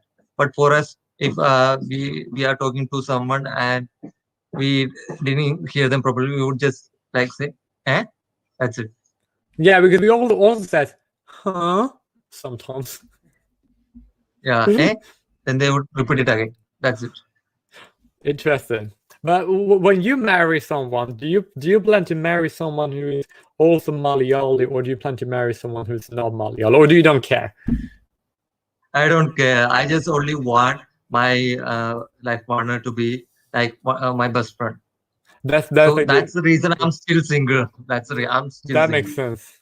Don't settle for a woman who. For me to lead a life, like a martial life, I need to get a vibe from my life partner that matches me. Like we should have the same wavelength in everything. So I haven't found anyone with the same wavelength that I have. Yeah, I basically want to have someone with the same values as me, and that is that, like, I define heritage to be very important. Like, not people, the kids needs to be aware of, like, but to be frank, my parents would like oppose me marrying a girl that's not Malayali. Definitely, that makes sense. Little of opposition would be there, but still, if they like, if I talk to them and make them understand, they would be okay with it. Yeah, because this is the girl I like, and I like her very much. So they should like understand what I'm feeling and should let me live my life. Yeah, but earlier this was not the like what we say, not the condition. Like parents would oppose it, they won't allow, and we won't have any option. We would have to like marry some girl that they would find based on the heritage and other things, heritage and culture. Yeah. No, that actually makes sense, because you know what I think you should do. I think what you should do, you should try and find a woman that you try to find a woman, right? But then if you don't find a woman for a long time period, then let your parents find a woman for you if you don't find one in the meantime. Does that make sense? Yeah, I also had a serious conversation with my mom regarding that, because they always would ask me like, am I in a relationship? Then I would say no. Like I told them that when I'm of like 27 or 28 years old, if I'm not in a relationship, then you can just find a girl and just don't tell the girl or the family that they're interested in like that we are interested in having a daughter-in-law like you. They should send. I asked them to like show the girl to me. I would just go and propose her, and just I would get a chance to know more about her. That's very good, because your parents, they have a good point, because if your parents prefer that you want to that you marry another Malayali, that's very good, right? But like people, like, for example, when I have kids, I prefer them to marry someone of the same people as me, right? But if they rather marry another person, I will be fine with that. Does that make sense? Yeah, I get it. So like you prefer, I thought that you can prefer. They did like, we are here, we are having a better life. It's all because of them. So they ought to have like a voice in our life, in our decisions. It's okay for them to have a preference that in our life. Yeah, exactly right. Because it's like they prefer you to have a Malayali woman, which makes perfect sense. But if you don't, if you have another woman, that'll be also fine, right? Okay, like in Western countries from earlier ages itself, it's love before marriage. But at the same time, at the same timeline, back in India, it was love after marriage. What was? Like take 2010 or something. In that time, it was in most of the Western countries, it was like love before marriage. Like most of them would be in a relationship and eventually they would marry. Right. Yeah. Like around 90 or 80% people would be having a love marriage, right? You know, Yeah, but that back makes in India, sense. when it was 2010, 2008 or something, it was almost the time was not that liberal, and there would be like love after marriage.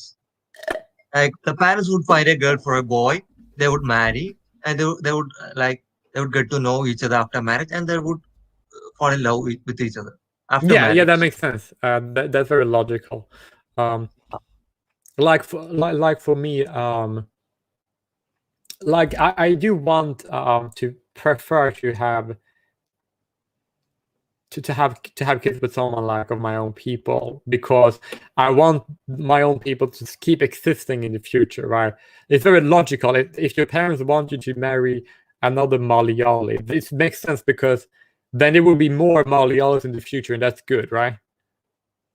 Yeah, it is. But if your community or your people are minority, like less in numbers, it's okay. Yeah, it's okay, You fine. can, I mean, yeah, like, but like India, no, Kerala, where Malayalis exist, it's a state. Like Canada is 3 times India, yeah, that makes sense. 3 times larger country than India.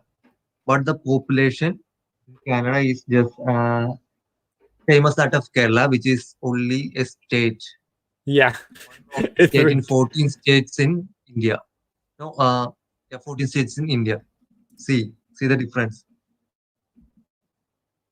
Like around 40%, if 40% of the Malayalis marry a girl or a boy from another country or another state, still they would exist because the 60% is like a great number. It's yeah. very popular. No, that makes sense, I suppose.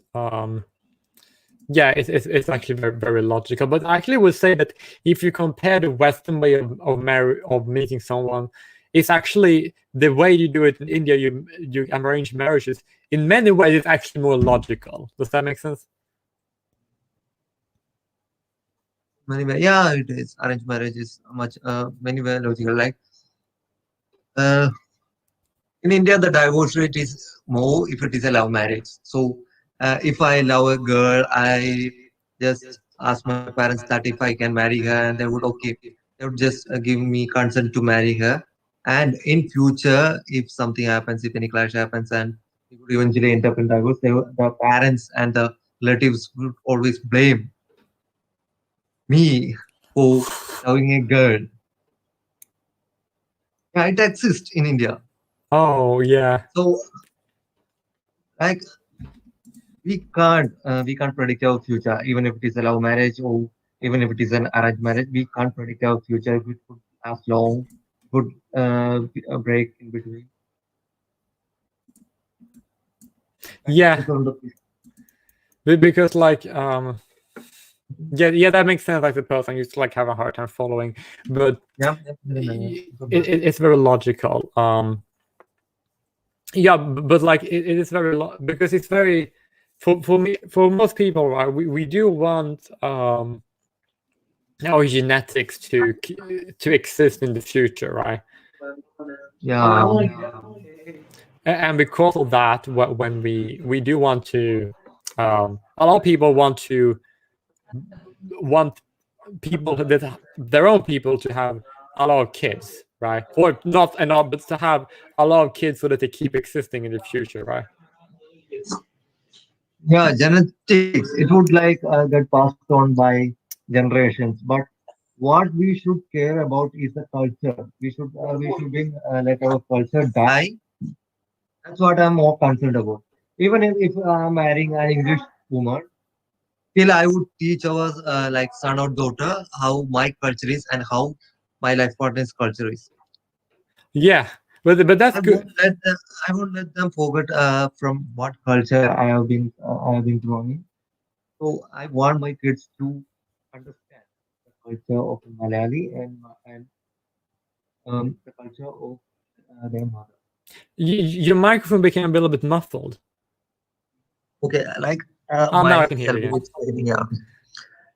Like I want my kids, even if I'm marrying a non-Indian woman, I would want my kids to know my culture and as well as my life partner's culture. No, that makes perfect sense. It's a good Yeah, idea. genetics, it can be choosy. Like mm, for me, if we are having two kids, either if one kid can be like have genetics like me, as like an Indian, and the other would be having genetics like my life partner. Looks like Oh yeah. looks. She can be like more like English people. Yeah, it depends. It's genes and other things. Yeah, but they We can't do usually anything about it. end up being a little. It's funny because if a kid gets born, right, they end up being more like the daddy, like an appearance wise, because the dad needs to recognize the kid, right, when they're born, right? Because before we had marriage, people didn't know. So therefore, if they look like the daddy would care, right? And then when you grow up, you become more and more like both parents. You start out being so much more like your daddy and less like your mother, right? But when you grow up, you become a little bit more like both, right? So if you're an adult male, you're pretty much like both daddy and mother. But if you're a Yeah, woman and you grow up, right? But because women doesn't grow up they don't change their appearance as much as men do when they're an adult compared to when they're children, right? yeah, They still end up looking more like their dad than their mother when they're an adult, whereas boys end up looking more like their mommy and daddy when they're adult. Does that make sense? yeah. They do. Like I have some of the pictures from my dad. My complexion is my mother's. My hair is like my father's, and my body it's also like father's. Yeah, And my face is like my mother's, I think. it's like me. Like you see this hair, like this curly hair. It's the Cyprus Greek hair, right, from my mother, right? But like I'm like tall. I'm very tall, right, from my dad, right? Like, and also my pale Scottish people are pale, right? And see how pale I am, Yeah, right? And I'm pale like Scottish people, and I have Cypriot curly hair like my mom's family. So it's like I do. It's you see, I have the both in me. yeah. Like my parents are short. They don't have much height, but I'm taller than them. They are like 5'4" or 5'5", but I am 5'9", 5'9" or 5'10". That's good. Well, it's good that you're Yeah, taller than your parents because I'm pretty short. I think that's because from my father's ancestors, they were tall. Only my father is short. Just because my father's mother is short. My Oh, father may like if my father is short just because I think his mother is short. His mother is just like 5 feet or something tall, not 5 feet, 5 feet or something. that makes sense to me. Yeah, but my grandfather is much taller. He's just like 5'8" or 5'9", I think. Yeah, that makes sense. Um, Yeah. but Like it's also some of the genomes, some of the genetics that's been passed on generations would get capped in between, just like me. yeah. Like my grandfather was tall, but my father is short. Then after my father, it's me. I'm tall. Because you have like a lot of genes within you, and then not all of the genes are being expressed. Yeah, it's But mixed. Like it's the XY chromosome and the DNA. Like it gets rebuilt. Only a trace of my father's would be left in my DNA.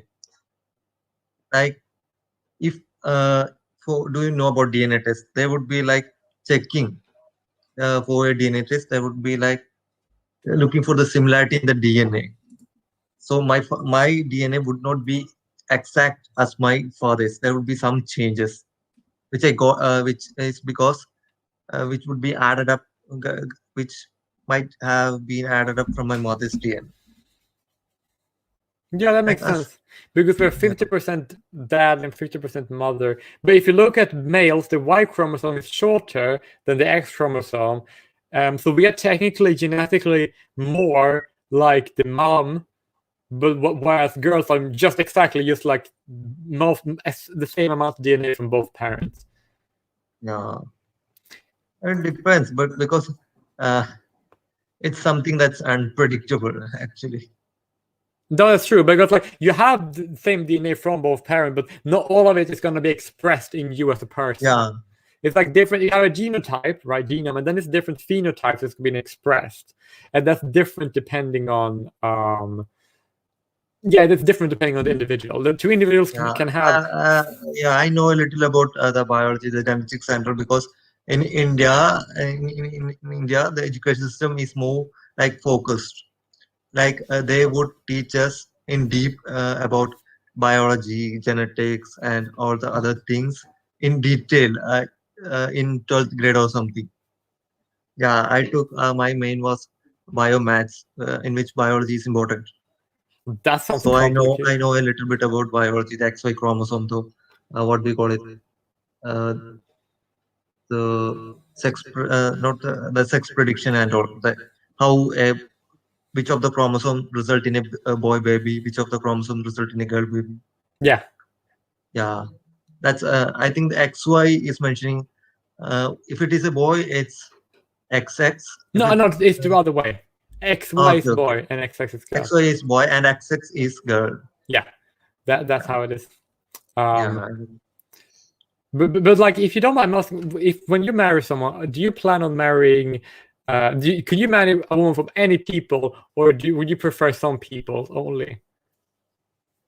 Like I told, I don't prefer, like, even if it is white, even if it is like brown people, no, it doesn't matter. All I want is my life partner to be my best friend.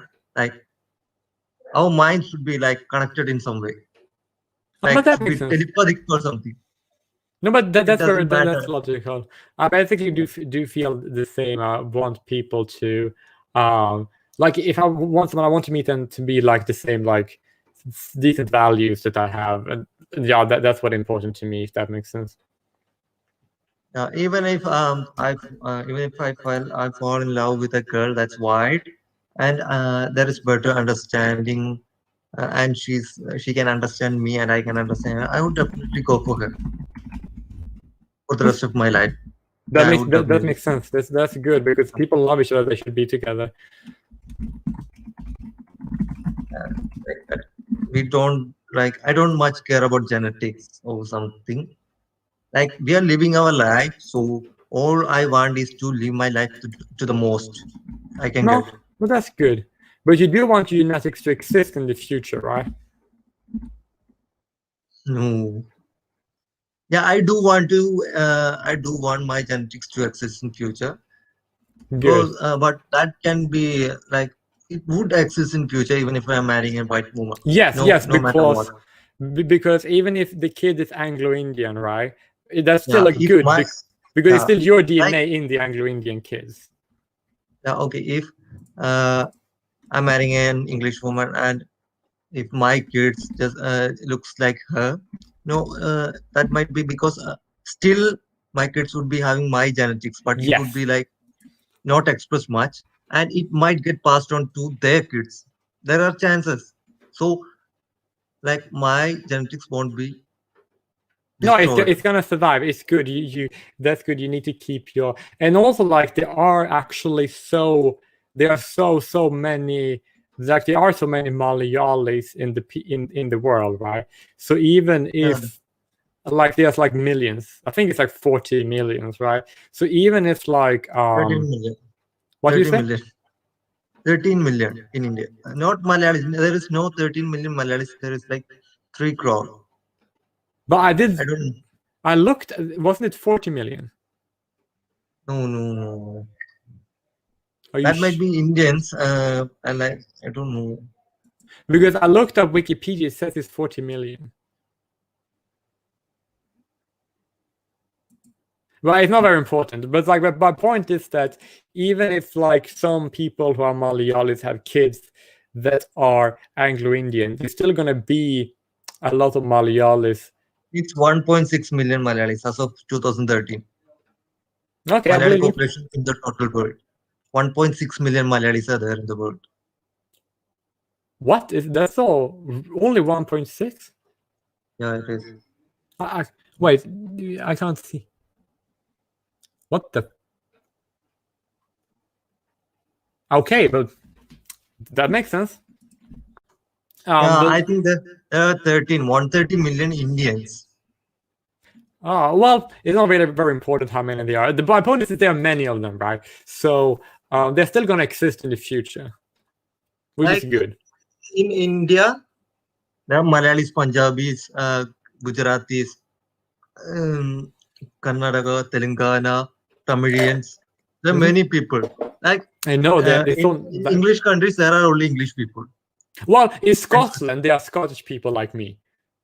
Yeah, Because in England, Canada, there are Scottish- like in Canada there are French people yeah, and white people, and in America there are like Spanish Americans. yeah, and then Only there like are like two or three to the maximum. But in India, there are 14 states and the 14 people. 14 the people in 14 states are different from each other. They speak different language. They that's have true. a different ethnicity. Yeah, they're all and different something. ethnicities. That's very interesting. But actually, my point is what I was going to make, right? If some people, not all, but some people mix with other people, and then you create new people. Like if an Indian and the English have kids, they create Anglo-Indian, and if an Indian and a Chinese have kids, they create Shindians, right? And then if some people do that, you have more diversity before, because then you create new people, and that's good, right? Yeah, that's good. Bro, I have to go home at dinner. It's already like 9 in the night here. Okay, so I have to leave right now. Mm-hmm. Yeah. Okay, it was very nice talking to you. Yeah, nice meeting you. Yeah, and I hope everything you want pans out the way you want it to. Yeah, okay, thank you. Like, what time is it then? It's 3 o'clock in the morning. In the morning, okay. Yeah, I went up a little bit late. But I've been sitting here for like 3 hours because it was so funny. Okay, bro. Anyway, have a good day. Bye. You too. Bye. Bye. There's something wrong with people. Oh, finally. Hey. Hey. What's up? I'm good. It's finally nice to have someone talking to an Omegle.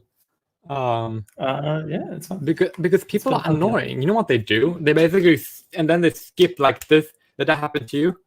It happened to me, so I assume it happened to you too. Sure, I suppose. Good. I have a way of getting the attention of people, though. Really? Yeah. Oh, sure. Yeah, just like this. Yeah, it's actually kind of interesting because, like, why not? We have the freedom to dress however we please because we are what should be fully human beings. So, what the hell did I drop down? By the way? Oh, she's great. I know. So, yeah. I don't know what for sure. I love dressing in the dress. Personally, I love dressing in the dress personally. Like, why not? If that's your thing, then Yeah, I'm not going to stop you. Yeah. So yeah, what you up to? What you doing? I'm live streaming. Ooh, live streaming. Ooh, yeah, exciting. Are you German? I am. Nice catch. Oh, I could guess because of your my accent. Yeah. It's kind of interesting because like at least I know I'm on part German descent on my mother's side, so that's kind of cool. Nice. Well, unfortunately, don't Can you speak guess? German. Can you guess where I was born, though? Okay. I wasn't born in Germany. I am in Germany right now, and I've lived here most of my life. But can you guess where I was born? Hmm.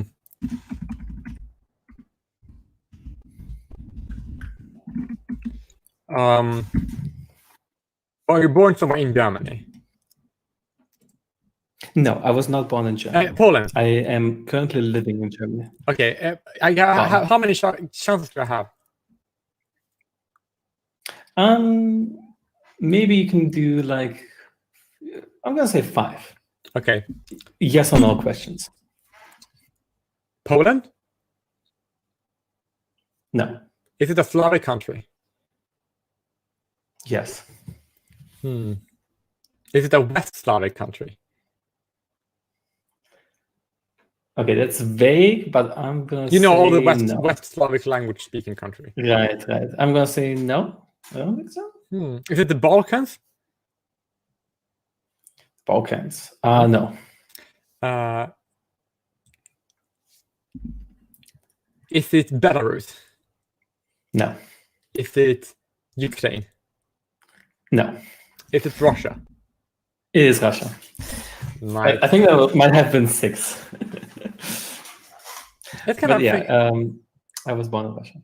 Oh, I'm not nice. sure if you can like hear that through my accent. I don't think so because I have lived most of my life here in Germany. Yeah, I might have some traces because I was thinking about is it kind of Slavic or not? I'm not sure.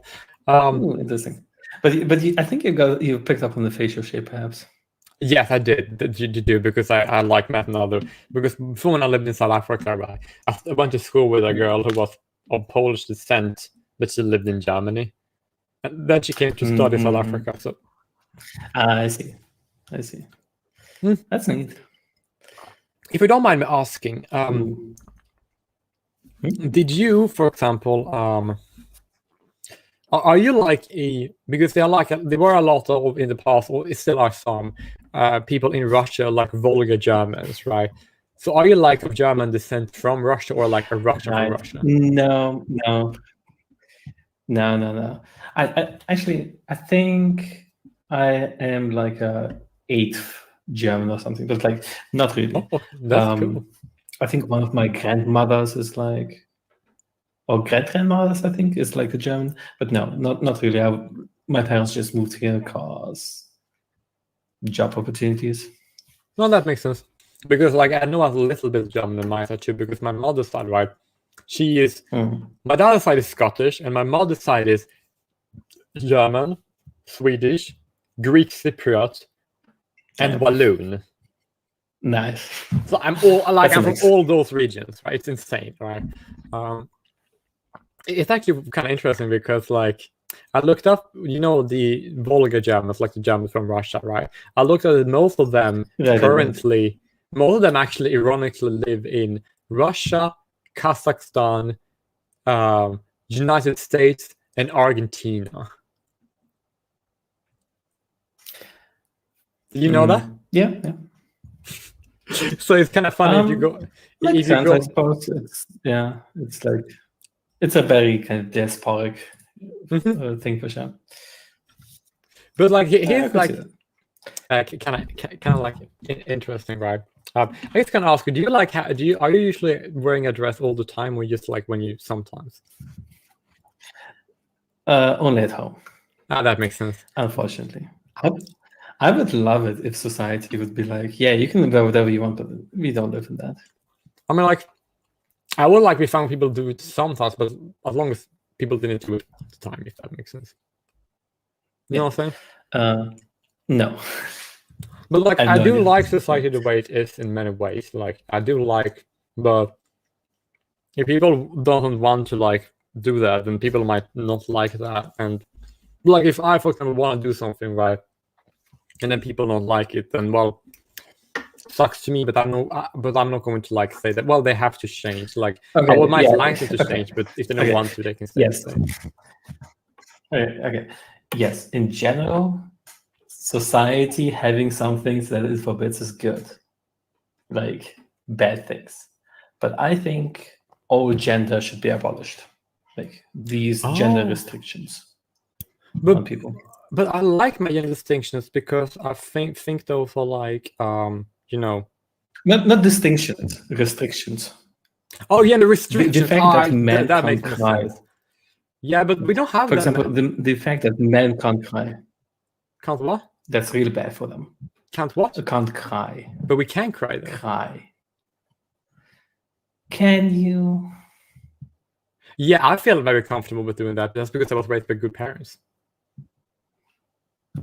And Yeah, it just that's- raised, but like people need to raise their kids better. most men are really like repressed, and they have to keep their emotions in, you know, and that breeds really toxic like people.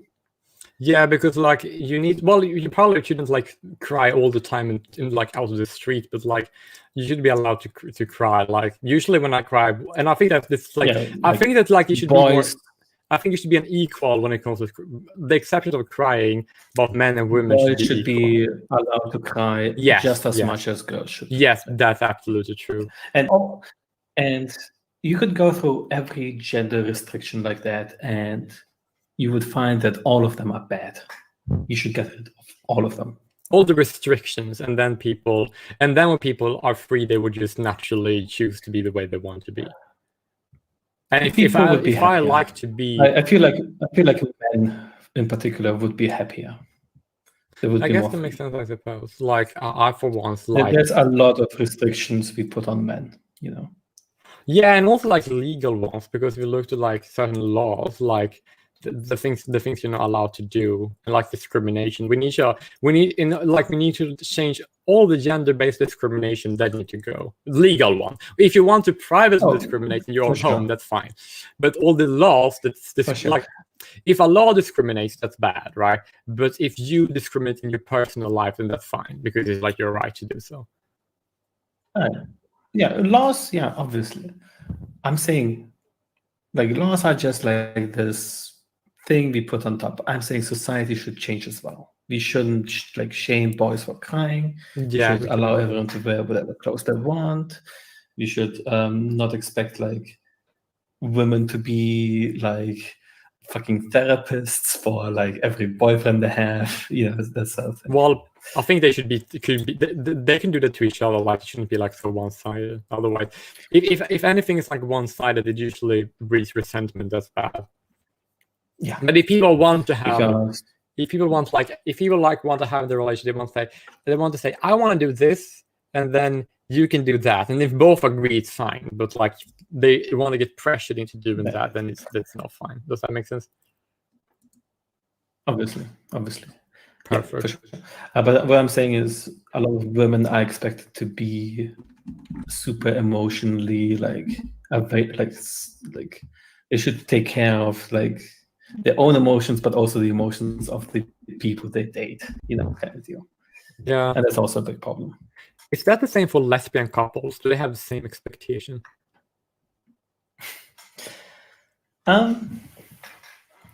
They also suffer from the same expectations all women are put under, right?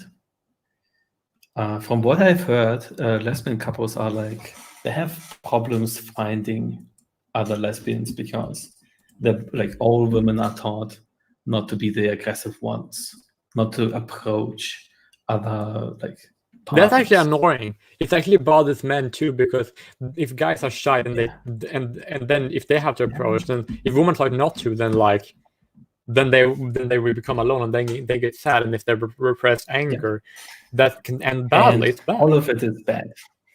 All of it is bad. All gender expectations. And guess what? Well, when you get rid of all of these gender expectations, you get rid of gender at all. Well, I actually wouldn't say that, because I do believe that we could. I just want, because you can expect men, and like you can expect men to take care of the family and women to take care of the family, but they should be allowed to like. You would. Okay, like why don't you just expect people to take care of their family? Like, doesn't really have anything to do with men and women if you expect the same things. No, I do know that, but if people in their like, if one parent, regardless of that's a man and woman, want to stay at home and the other one want to work, then the expectation is going to be that the ones that stay at home are the ones that take the care of kids, and the only ones that are working are expected to like support them. Yeah, I'm afraid the times where one parent stays at home are completely over. Which is a bad thing because that was a good system in my opinion. I suppose maybe we could all actually. Oh no, I would rather both parents have like more free time. Both parents just work less instead of just one working and one staying at home. I would rather like both work less. But like if one wants to work and one wants to stay at home, that's fine too, as long as it's a free choice. I suppose, but like we shouldn't expect that. I don't think that's a good like model for families.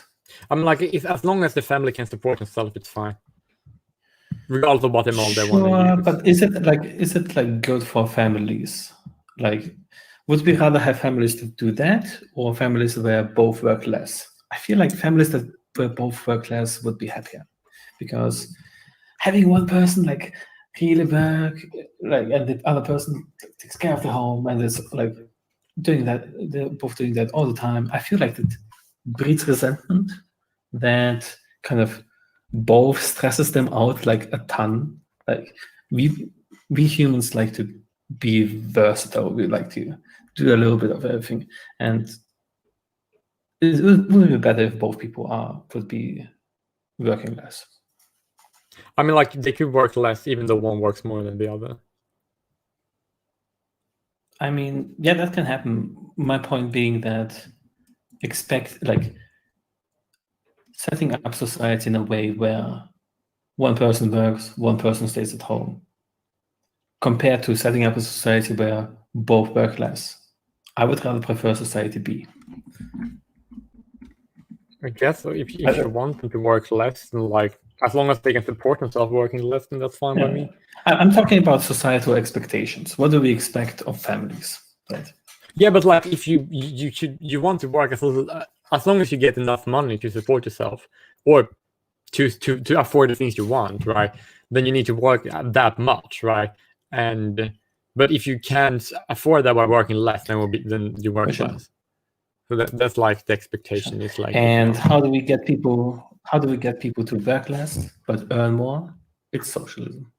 No, that's actually not true, because if you go to like countries, right? If you take countries like Sweden, which is the freest market on the planet, like one of the freest markets exist, and then take a more restricted market like Venezuela and Zimbabwe, then people are. I'm not saying we should restrict markets. I'm saying we should have socialism. But how can you have socialism without restricting markets? How do you define socialism? Centralization of the economy. Okay, that's not how I define socialism. It's good to get definitions before you have a discussion, otherwise it's just gonna get blurry. Sure. I go with like the commonly accepted ones, the ones that like Marxian thinkers proposed. But he wasn't the one who coined it. I'm sorry, so you can finish first. Yeah. Socialism means owning the means of production. But if I, for example, decide that I want to sell my my work to work for a company that then decides to pay me this check, then I'm selling my means of production and I'm using it to earn a living. It's fine. You're selling your time and getting money. Yeah, it's fine.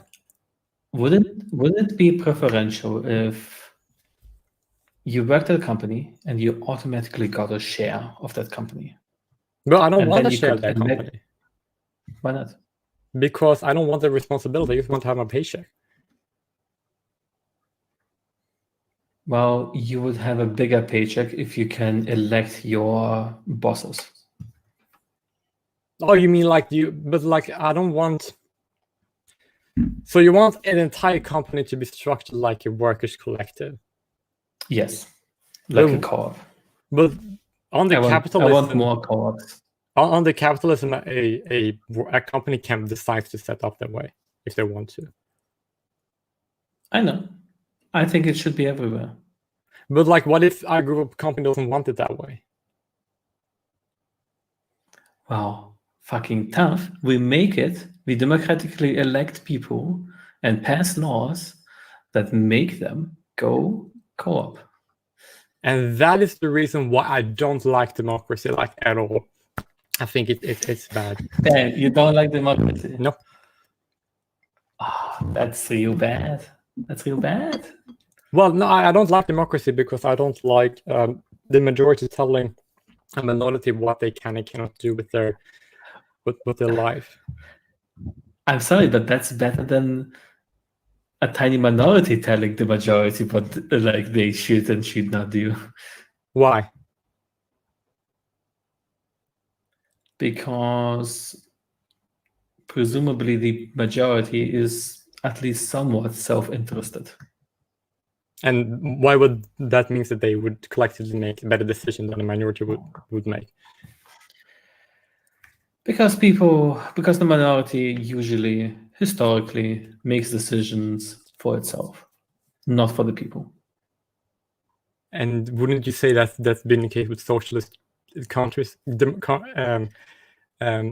mean like government? Soviet Union? Wasn't it communist? Okay. The problem with the Soviet Union is socialism is owning the means of production. In the Soviet Union, the state owned everything. Did people have say in the state? No, they didn't. They had no democratic control, not proper democratic control, at least. How was that socialist or how was that communist if you have no control and no democracy? That's not socialism. May I ask with a question? What happened if people don't want to have their company structured democratically? What would happen to their? Wouldn't they have their means of production taken from them by the majority? Okay, we already do this. There are companies. Say there's a company that says, "Fuck black people. We're not gonna hire any black people." Okay. Then we elect a democratic government to force them to not do that. But what's wrong with pass laws? What is wrong that with them not prohibit them from discriminating? But what's wrong with them discriminating? Okay, you're biting the bullet on that. Oh my god. No, I actually don't think it's a bad thing. So you need to like. Yeah. Okay. Then you're not going to convince me. You need to make a case for it. Then you're fucking lost. Why am I lost? Look. Here's the deal, right? Come on. But no, it's not bad. Because it creates a. Because it creates a bad society. Why? It's bad because it creates a bad society. Because discrimination is bad. Why? You don't think discrimination is bad? No. Why not? Because it's if my body, my choice, and if I decide to use with my body, share it with whoever based on I'm setting the conditions. If I want to share my body with another individual, like I say, like okay, I want to only have. It says I only want to be romantically involved with other men, right? So therefore, I'm discriminating against women. And that's my right as an individual to do with my body. I'm talking about a company discriminating against like people. Yeah. But you said discrimination in general. That's different. Well, it's both discrimination, it's just different types of discrimination. Okay, well, if you use discrimination that way, well, then yes, you're necessarily discriminating. Okay, you are necessarily discriminating everyone else when you choose to talk to one person. Yeah. Right. Right now, you're discriminating everyone on Earth to talk to me. Yeah, exactly, right? Because I have a friend who wants to talk to me. Okay. I'm talking about racial discrimination. But I can do that if I want. If I decide that I only want to marry people, guys of certain races, which I do, like I only like men of certain racial groups, because I'm more attracted to those men. I like all the races, actually. I love them. I actually love diversity. But like, I only want to marry certain races. And that's my right to use discriminating race. It's your right. Mm-hmm. I would question, why are you doing that exactly? I wonder. Oh, because I don't find all the races. I'm just not attracted to them. Just I'm just not attractive. Not attractive. Nope. I mean, that's fine. That's fine. That's fine. Like, there's nothing wrong with that. It just makes me curious. Like, is there something deeper? Where does that belief come from that they're not attractive? It's not a belief. It's just part of my like. I do find men like flat chests and broad shoulders, and a profound brow ridge to be attractive because, yeah, and I find it attractive because I find men who have pointy noses and pale skin and you know, a Caucasoid-looking face. I'm attracted to that. I found men who are Asians and black men to be very beautiful, but I'm not attracted to them. I don't know why. I don't know, but I like them and I do appreciate them. I want them to be at their best, but I'm not attracted to them. That's just how it is. I like women. I find them beautiful. I'm not attracted to them. I'm sorry. Okay, let's get away from this topic. I don't think I can help you if you think that racism isn't bad. But it can be bad, but it's not always bad. It's just sometimes bad. It's bad when it's used by government, but it's not bad when it's bad when you're using racism to impose. If you use racism to impose aggression, if you want to harm people based on race, that's a bad thing, right? But if you want to privately disassociate with people based on their race, that's fine. And if you personally think another race, like I don't think it's fine. No. Look, here's the deal. I think that's fine. If you, for example, have two different races, right? One race does a lot of things that are bad more than the other race, right? And then that race, a lot of things are bad more than the other race. This race disliking the other race because they're doing more bad stuff. Is that do you believe sense. But if some races are okay? I want to get some specifics. I'm curious, just for my own personal curiosity. Do you think certain races are just worse genetically? No, I think they're all good. All races are good. I don't think anyone is worse or better. Well, technically, I do think that a Nilotic race are superior at resisting harmful UV. Sorry, what kind of race? Like the Nilotic, the most darkest race in Africa, they're superior. Nilotic? Yeah, they're superior when it comes to resistance. I'm gonna Google this. Oh, I'm gonna post the link. Actually. You mean like? No, but like, do you mind if I? No, it's fine. It's fine.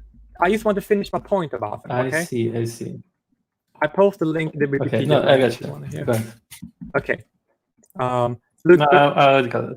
Okay, good. I think the Nilotic race are superior at resisting sunlight than, for example, a Scotsman would be, right? Wouldn't that be true for any? Black-skinned people? Yes, exactly. But my point is that on average, when it comes to resisting sunlight in particular, that race are in that regard superior. And when it comes to other aspects, right? When it comes to running, right? Afro-Caribbeans are actually in many ways superior to running because Afro-Caribbeans, the people of that origins, right? They tend to always win Olympics. Okay. They are in generally, and if I say one race, if one way could be better than another. Wait. Okay, but like you're saying that one race is justified in being racist to another race. Surely they're not. All races are equally justified, by the way. No one is more justified than the other. They can like absorb sunlight better or worse. Like, surely they're not racist for that. No, they're not racist. But you didn't ask why someone is racist. You asked why somebody, if one race is better than another race, and I said one race is better to resist harmful UV radiation and have better protection towards. What about intelligence? What about? I actually don't know if different races have different intelligences because. I know there are some people who claim that, like race and IQ, but I'm not like one person who buys into that much because I think that there are a lot of stupidity in all races to the same point that I don't think race and IQ is very valid concept. Like, not to me, but other people want to say that it's their priority. Okay. I don't buy into it that much. Do you see how a society where black people, say in the US, that happened like in the US, where black people wouldn't be allowed in like a lot of stores? Are those stores getting public funding? No, like private. Well, if it's not the majority of stores, then that's fine with me, because if they discriminate against black people, then the stores that doesn't are going to be better off monetarily, and the ones who discriminate against black people are going to lose money, which they deserve. So therefore, all the races are going to be poor, and all the non-races are going to be rich. This is no. This is a historic example, and back in the day where there was segregation, businesses didn't do that.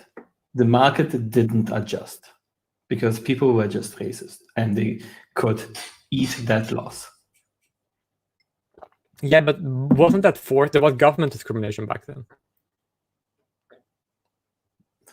Yeah, but there was also private discrimination.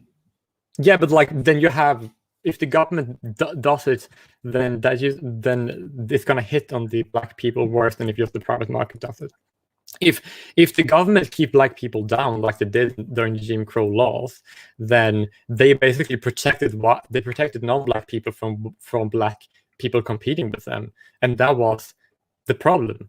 If they would give black people, if they had the same right to discriminate, and they didn't have this like discriminatory laws, then it wouldn't be a problem. Okay, but it's also bad when the private market does it. Why? Like for people, specifically black people, presumably, because they get discriminated against. It doesn't matter whether the public does it, like the public sector or the private sector. They still get discriminated against. Well, actually, it's bad. Now that's not bad. The bad is that the public sector. How is that not bad? The public sector is using black people's money to discriminate against them, and that's bad because they are taking money from one group that belongs to them, and you don't give it back. That's bad. It's stealing. But if you, I hate libertarians. Why? Sorry, because it's just bad. It's just dumb. Because why? Okay, do you want the most amount of good for the most amount of people? I don't really care about that. Well, technically, I do believe that libertarianism is a solution for that. Okay. But that's in that case, we are starting from completely different philosophical principles, because I'm a utilitarian, you are not. Well, I don't really. My basic, like, I was actually recommended to put this philosophy tag on in Omegle. I assumed you were. But like I am interested. What I do want that the here's the deal, right? I actually. What do you base ethics on? Ethics. Well, I do see ethics and morality distinct. I do see ethics as the non-aggression principle, and morality as a personal and subjective world that we all have. Is the non-aggression? Is the non-aggression principle good in and of itself, or is it good because it brings about good outcomes? Both, actually. Like the non-aggression principle will give good outcomes, and it is good because it's from the principle that if I have something, that no one should take it because it's mine. Like it's okay. Why is that the case? Is that the case fundamentally? If you go all the way down, is that like, why do you not want things taken from you? Is it because you will suffer, or is it just this imperative kind of set thing, non-aggression principle? It's just there, and it's got and for itself. Well, it's mainly used because it's my body, right? And nobody else should aggress on my body, because then I'm not free. I don't have. Why is you not being free bad? Because my body is mine, and I decide. That's the starting point. If you prevent me from getting food, then I die. If you prevent me from leaving my house and you're restricting me, that's that's hard. Why is that bad? Because you're harming me. That's like it's different. Because That's I'm violence. harming you. Yes. That's posing Yes. violence on me. Because not because I'm causing violence. Because But that's why I think it's because of like, violence. harmful for you. No, you're causing violence on me. That's I why think it's bad. No, it's bad because it's harmful. Well, then Like, that we have you are different suffering. perspectives. Suffering is bad. Well, Okay. actually, it is bad, but That's I can still choose to suffer. If I decide to make bad decisions Sure. that leads to suffering, then I have the right to choose to suffer, and that is my right. It's the right for me to do what I want. It's like yeah, I can do that, and nobody should. If I decide like I'm gonna be stupid, I'm going to make bad decisions. I'm gonna take and I'm going to not be Why is responsible. you having that- why is having you? Why is Have the okay, right let to me suffer. finish. Why is you having that right and that freedom to do bad decisions? Why is that good? Because otherwise I would be oppressed. What's bad about being oppressed?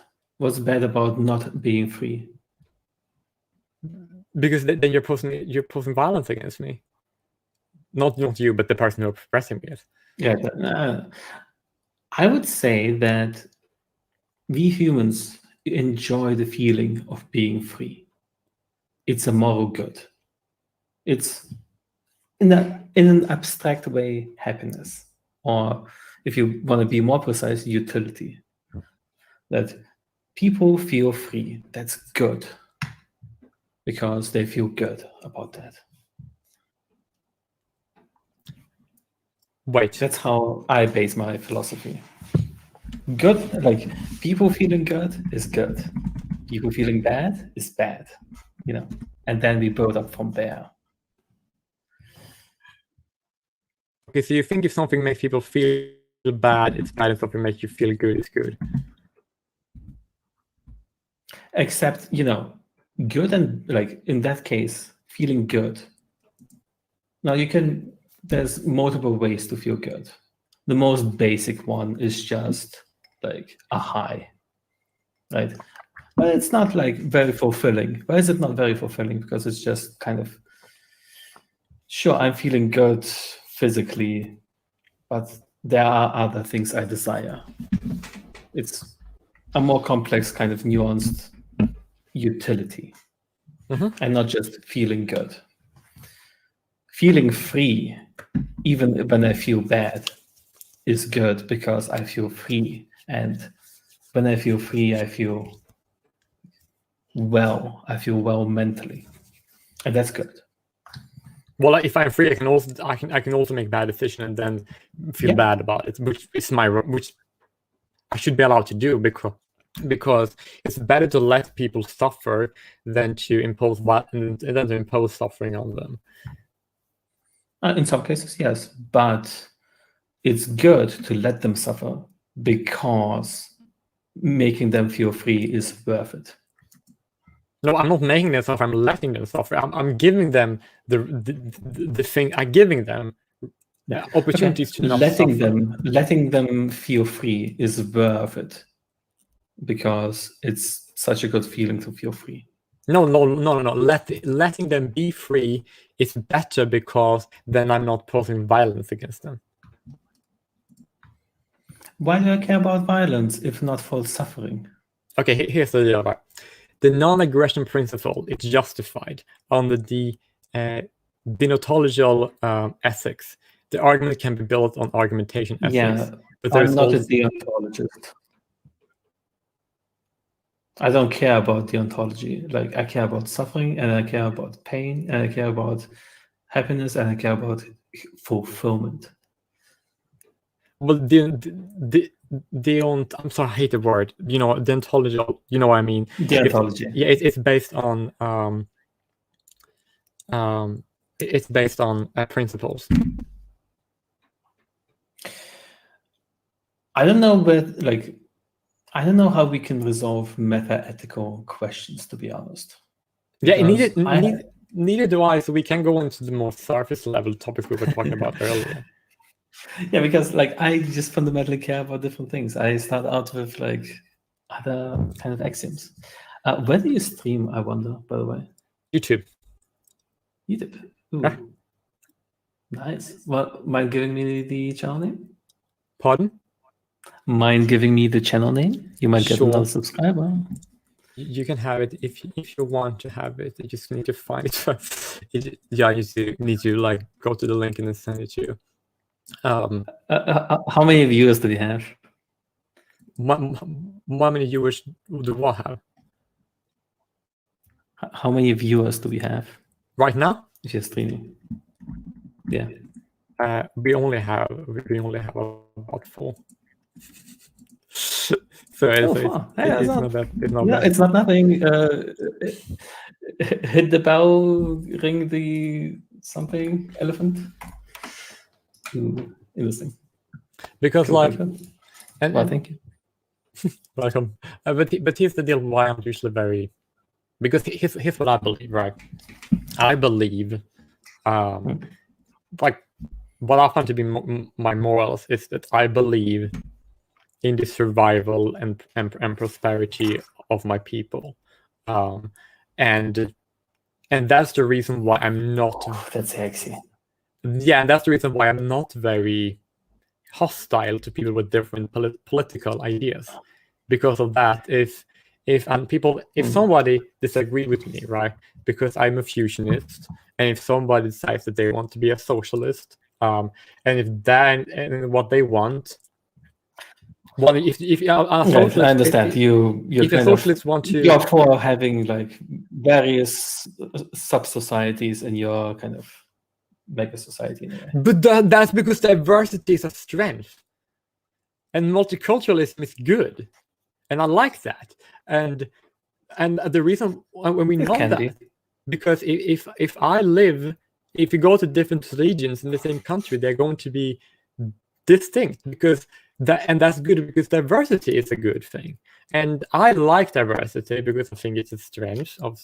And the problem is you say diversity is a good thing, and I don't know what you're basing that on. I base diversity being good because it has good outcomes and brings happiness to people. I don't know what the hell you're basing your statement on, because you have this weird deontologist framework that I can't follow. Okay, I believe that diversity is good because humans are diverse, and well, I haven't really thought of it. The main reason I think diversity is such a good thing. I like that your title is just Racepilling Omegle. I know, it's perfect, isn't it?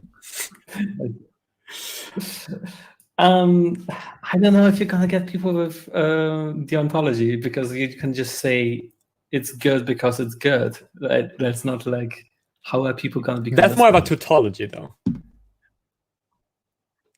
Yeah, but deontology seems like a tautology to me. If you zoom out, I mean, yeah, because you can just say the NAP is just good.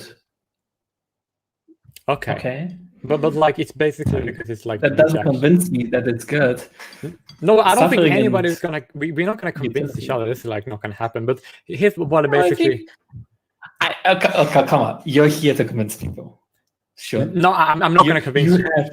I'm not gonna convince you. I don't believe I'm going to convince you. I believe that you have the title. You do have the title. Yeah, but therefore convincing people who are. But here's the deal, right? I don't care that much. Like, here's the deal. When I say I care about the survival and prosperity of my people to be what I care about the most, right? If someone, for example, want to use, if someone disagree with me politically, right, but they still want my people to be at their best, then I believe that people are that politics is an unnecessary divide, and I do believe that it is that people, and I don't like the idea of my people being divided by politics and then used against one another, because I do believe that people. Okay, I have two questions.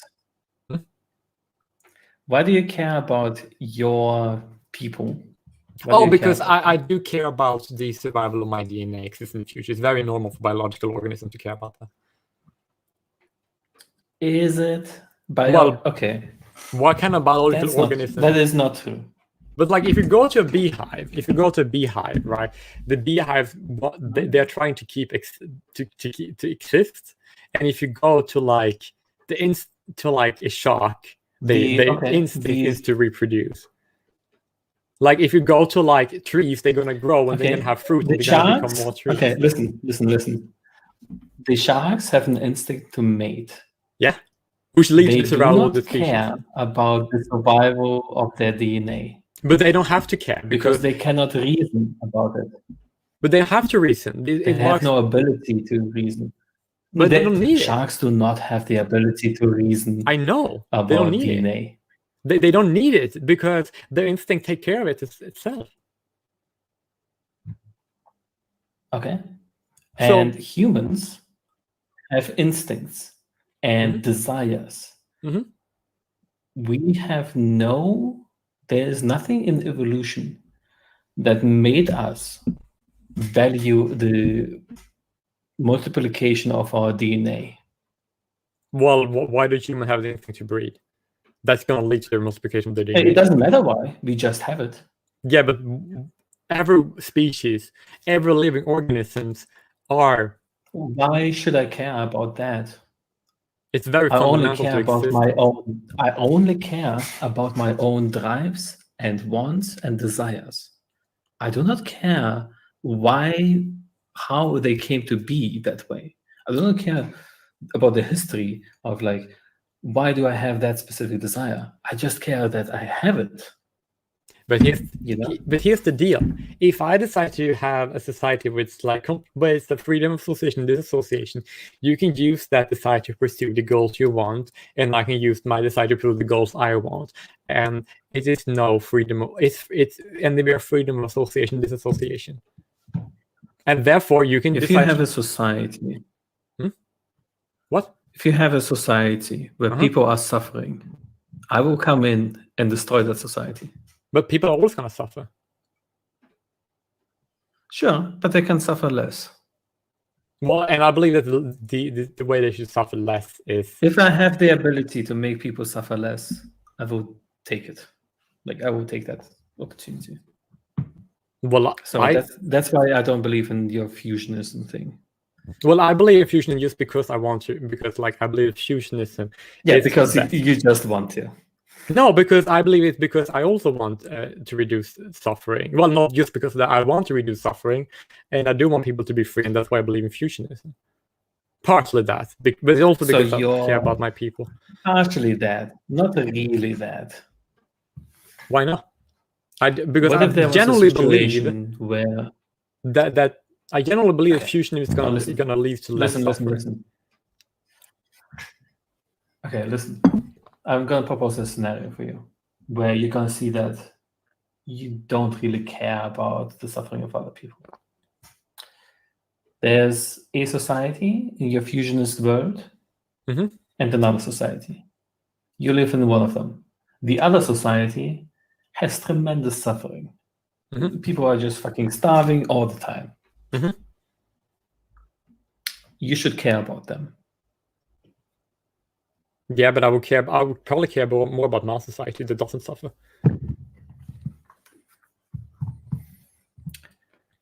You should care about them, and you should invade, and you should make their society better. But what if they're gonna what's that gonna look? If I have society and we are fine, right? And then if I decide to invade another society because I want them to be as good as mine, then is my society not going to like be negatively impacted by that? I don't necessarily mean invade militarily. What about changing their ideas, changing their society, like completely removing the borders between your society and their society and outvoting them, say? But if they are more than me, I can't do that. That is tough, and that sucks.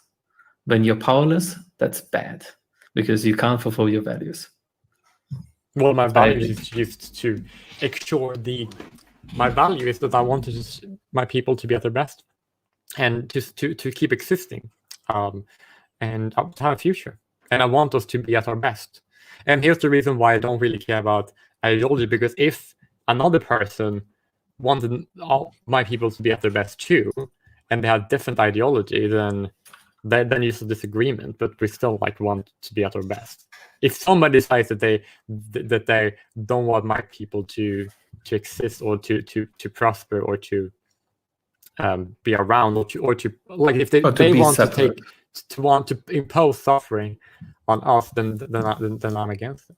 And it makes sense, because if a society, yes. What if they want to impose their own laws upon you? Well, if the laws are unjustified, what if they want to create a one world government where everyone is kind of has equal kind of rights?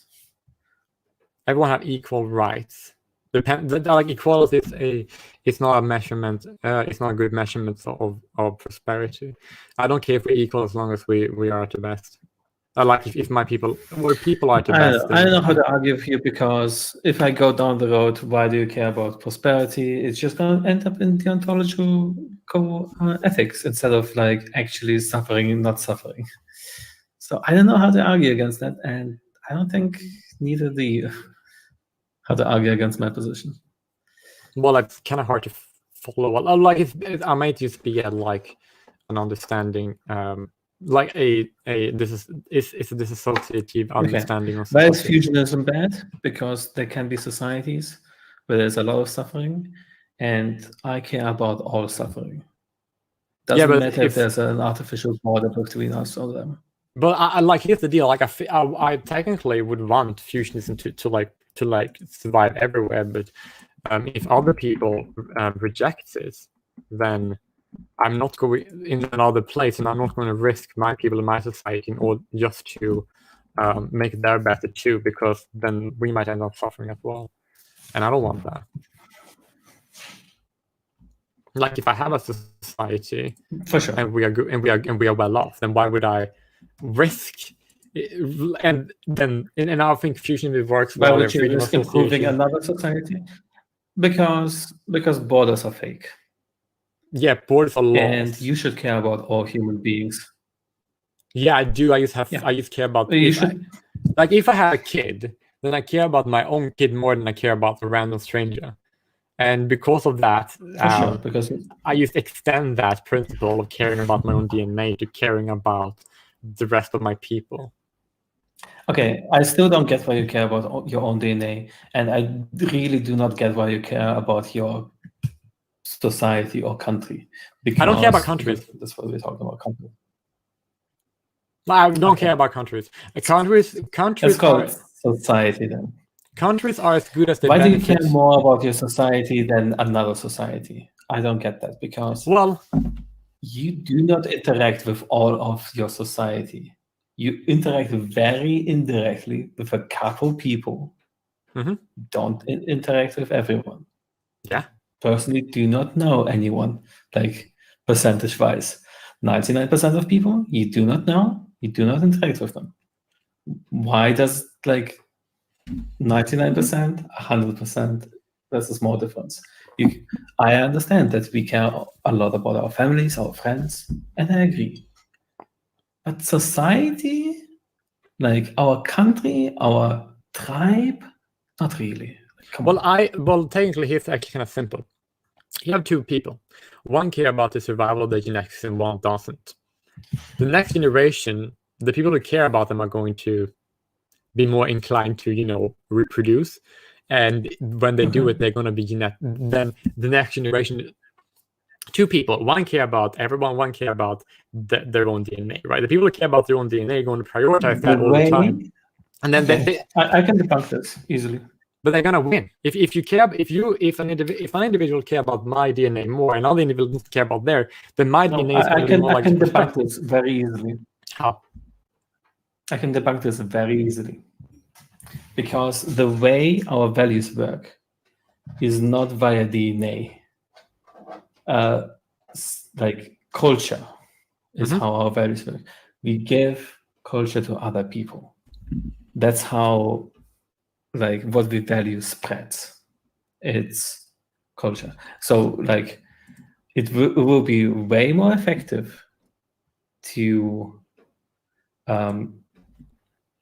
like go on like a missionary like travel to indoctrinate a bunch of people, say, if you are like religious, than it would be to have children and then hope that the DNA that allowed you to be religious is also in those kids. Like, that's preposterous. That's not how ideas spread in humanity. Ideas spread in humanity by talking, by discussing, not via DNA. But here's actually kind of interesting. I actually don't really care that much about ideas. I mainly care about my people. Why do you care about DNA? Tell me, my friend. I need to know. It's very insane. It's very because it's normal. It's natural to biological organisms to act in favor of their own genetic prosperity, because anyone who didn't we already act in that. Okay, we already wouldn't reproduce. We fucking wanna put our dicks in holes. That's how we act on those pressures. That's how we act on a primitive level. I am getting beyond that because and that's all there is. That's all there is to evolution. It's just this primitive level. Evolution doesn't act on our brains. It doesn't act on our ideas, because our ideas are governed by society, by culture, and like by our thinking.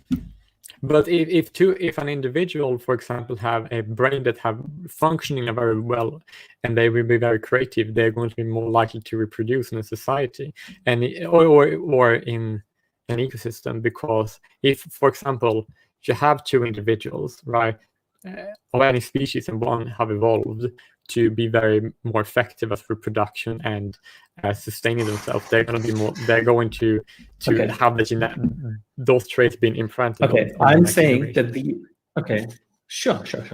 I'm saying that the idea of I have to spread my genes is not something that is encoded in our DNA. No, it is something that you have learned culturally. That idea has been given to you culturally, not via DNA. I know that, but the idea is going to be like. But so if I have that idea, then idea isn't going to spread when you donate to sperm banks. You understand? I actually don't really care that much. Like, here's the deal.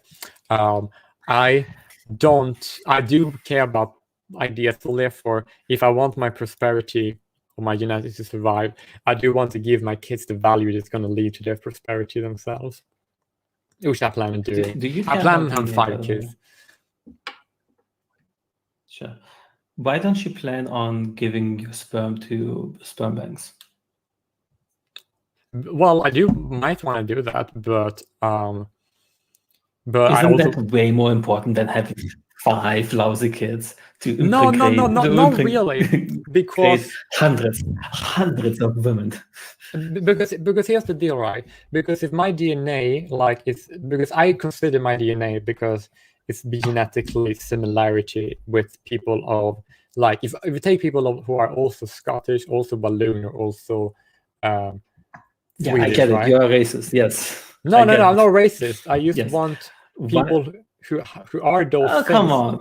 No. You can say that it's no, YouTube. I'm not. I'm not really, because racism is that you believe that your own race is better than other races. I don't believe my own race is better than other races, because if you look to why do you value your okay this is the killing question. Why do you value your own DNA over others? I just do not understand this. That is going to lead to, like, any organisms, their instincts on what they're doing. Your instincts are not. But I'm not telling you to reproduce your DNA. This is not important. My point is that when all the organisms, what they're doing, and if they're no, I'm not. I need to finish. I need to finish the point. Is that if organisms breed, then they're going to be genetically more successful, and they're going to exist in the future. it's very normal for organisms to just do what they're doing, and that's going to lead to the existence of the future, regardless if they're consciously aware of that or not. And I can see that that's what organisms do, and that's what they lead to. So therefore, I take my conscious awareness of that and then applying it to how I'm going to act in my own life, and then use that application to make sure that there are more of my people in the future. Why do you apply it? Why do you take that and apply it? Well, because it's almost like a tautology. Does it bring happiness to the world? It's almost like a tautology. It is a tautology. Because if I base my beliefs on happiness and suffering, and you base your beliefs on fucking tautologies. Well, but if my belief leads to me being more genetically successful, it's going to be more people like me in the future. No, because people like you are not made via genetics. They're made via ideas. Well, what you believe is because the brain of is made by ideas that genetics. have spread by culture. Sure, but that's just hardware.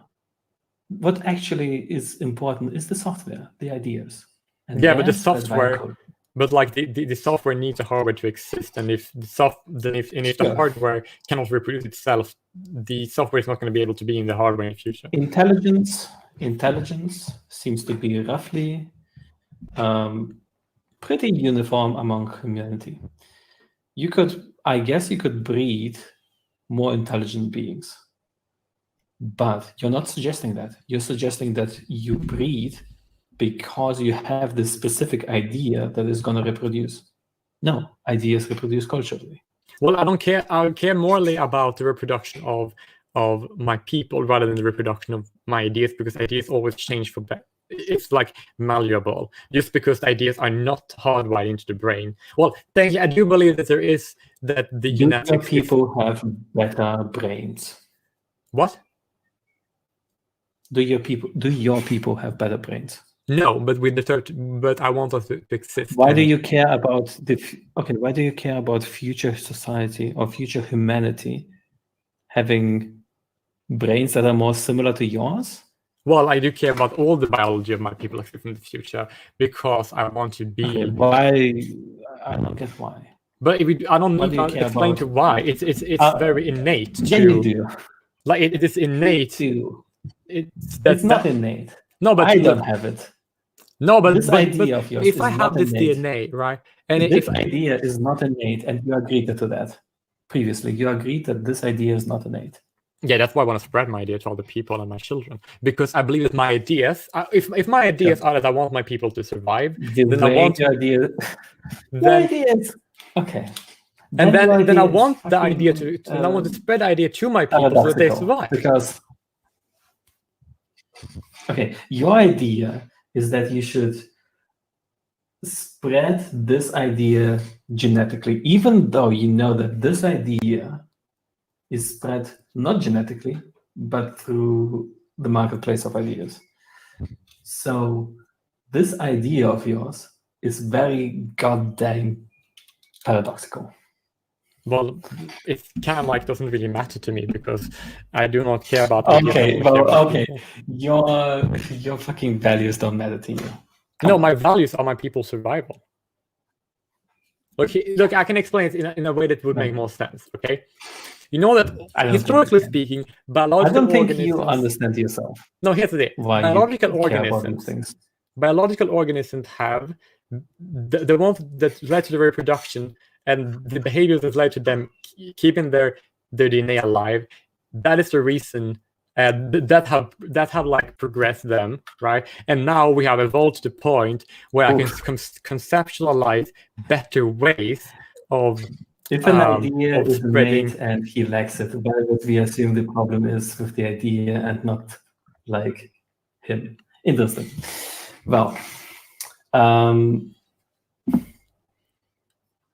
the idea isn't innate, first off. He is saying that the idea is innate, even though he doesn't really believe it. Well, I care more. Oh, look. My main motivation. Why am I arguing with racists? Is the question. But why am I racist? You need to explain that to me. Come on. Racepilling Omegle. You're not Yeah. racist? No, explain why it's racist. What does racepilling mean in this context exactly? Well, it's just I want to spread my opinion about race, and that is what I've been doing. And I am very much and I believe that if people want to hear it and take it, they can take it and they can go with it, and they might be successful. As a result of that successful, I will take it and make sure that my people are as successful as they can be. And if you are going to have the idea, you're going to be more genetic. Your people are going to be more. If people have that idea more common, they're going to be more genetically successful. And if people don't have that, they're going to be less genetically successful. And if I care about all of my people the most, then my idea is based on that survivalist position, and that is why I built. You already admitted that your people aren't. You already said that your people aren't better genetically. No, they're not better than Jeff. About your people. But if I wanted them to be better genetically, then why don't I want to improve them? Look, we're going in circles. No. It's not circles. It's actually it's actually different because time is a flat circle, and I have to go because I'm out of time. No. You actually didn't finish. It was a discussion. It was kind of interesting, I suppose. Yeah, there was. Haven't met a racist quite like you before. But I'm not racist. So. I don't. I think my people are already perfect. Oh, come on. Right? I think we're perfect, and I think they're perfect. Why do I want to improve our DNA? Because I think our DNA is already good. Sorry, did you just say I'm not a racist? I just think my people are perfect. Just like all the other peoples in the world. They're all perfect, equally perfect. Oh, okay. Well, you have fun. I'm gonna go. Fun discussion. It was. I really enjoyed it. Actually, that was quite annoying towards the end. I know, but it was so fun. It was beautiful, but it was like a car crash. I wanted to look away, but I couldn't. Oh god, I was lovely. They was fucking funny, right? Hello there. It was hilarious at points. Oh, that was fun. You do the clicking sound. Yeah, I like that. I like it too. Do you want to hear something interesting about South Africa? Oh, you're from Saudi Arabia? Hell yeah. No, South Africa. Oh, South Africa. Hell yeah. Do you know that there is an official language in South Africa? Yeah, that is my name. Do you know that there's a language that is called Xhosa? No, it's a language. It's literally called Xhosa. All right, hold up.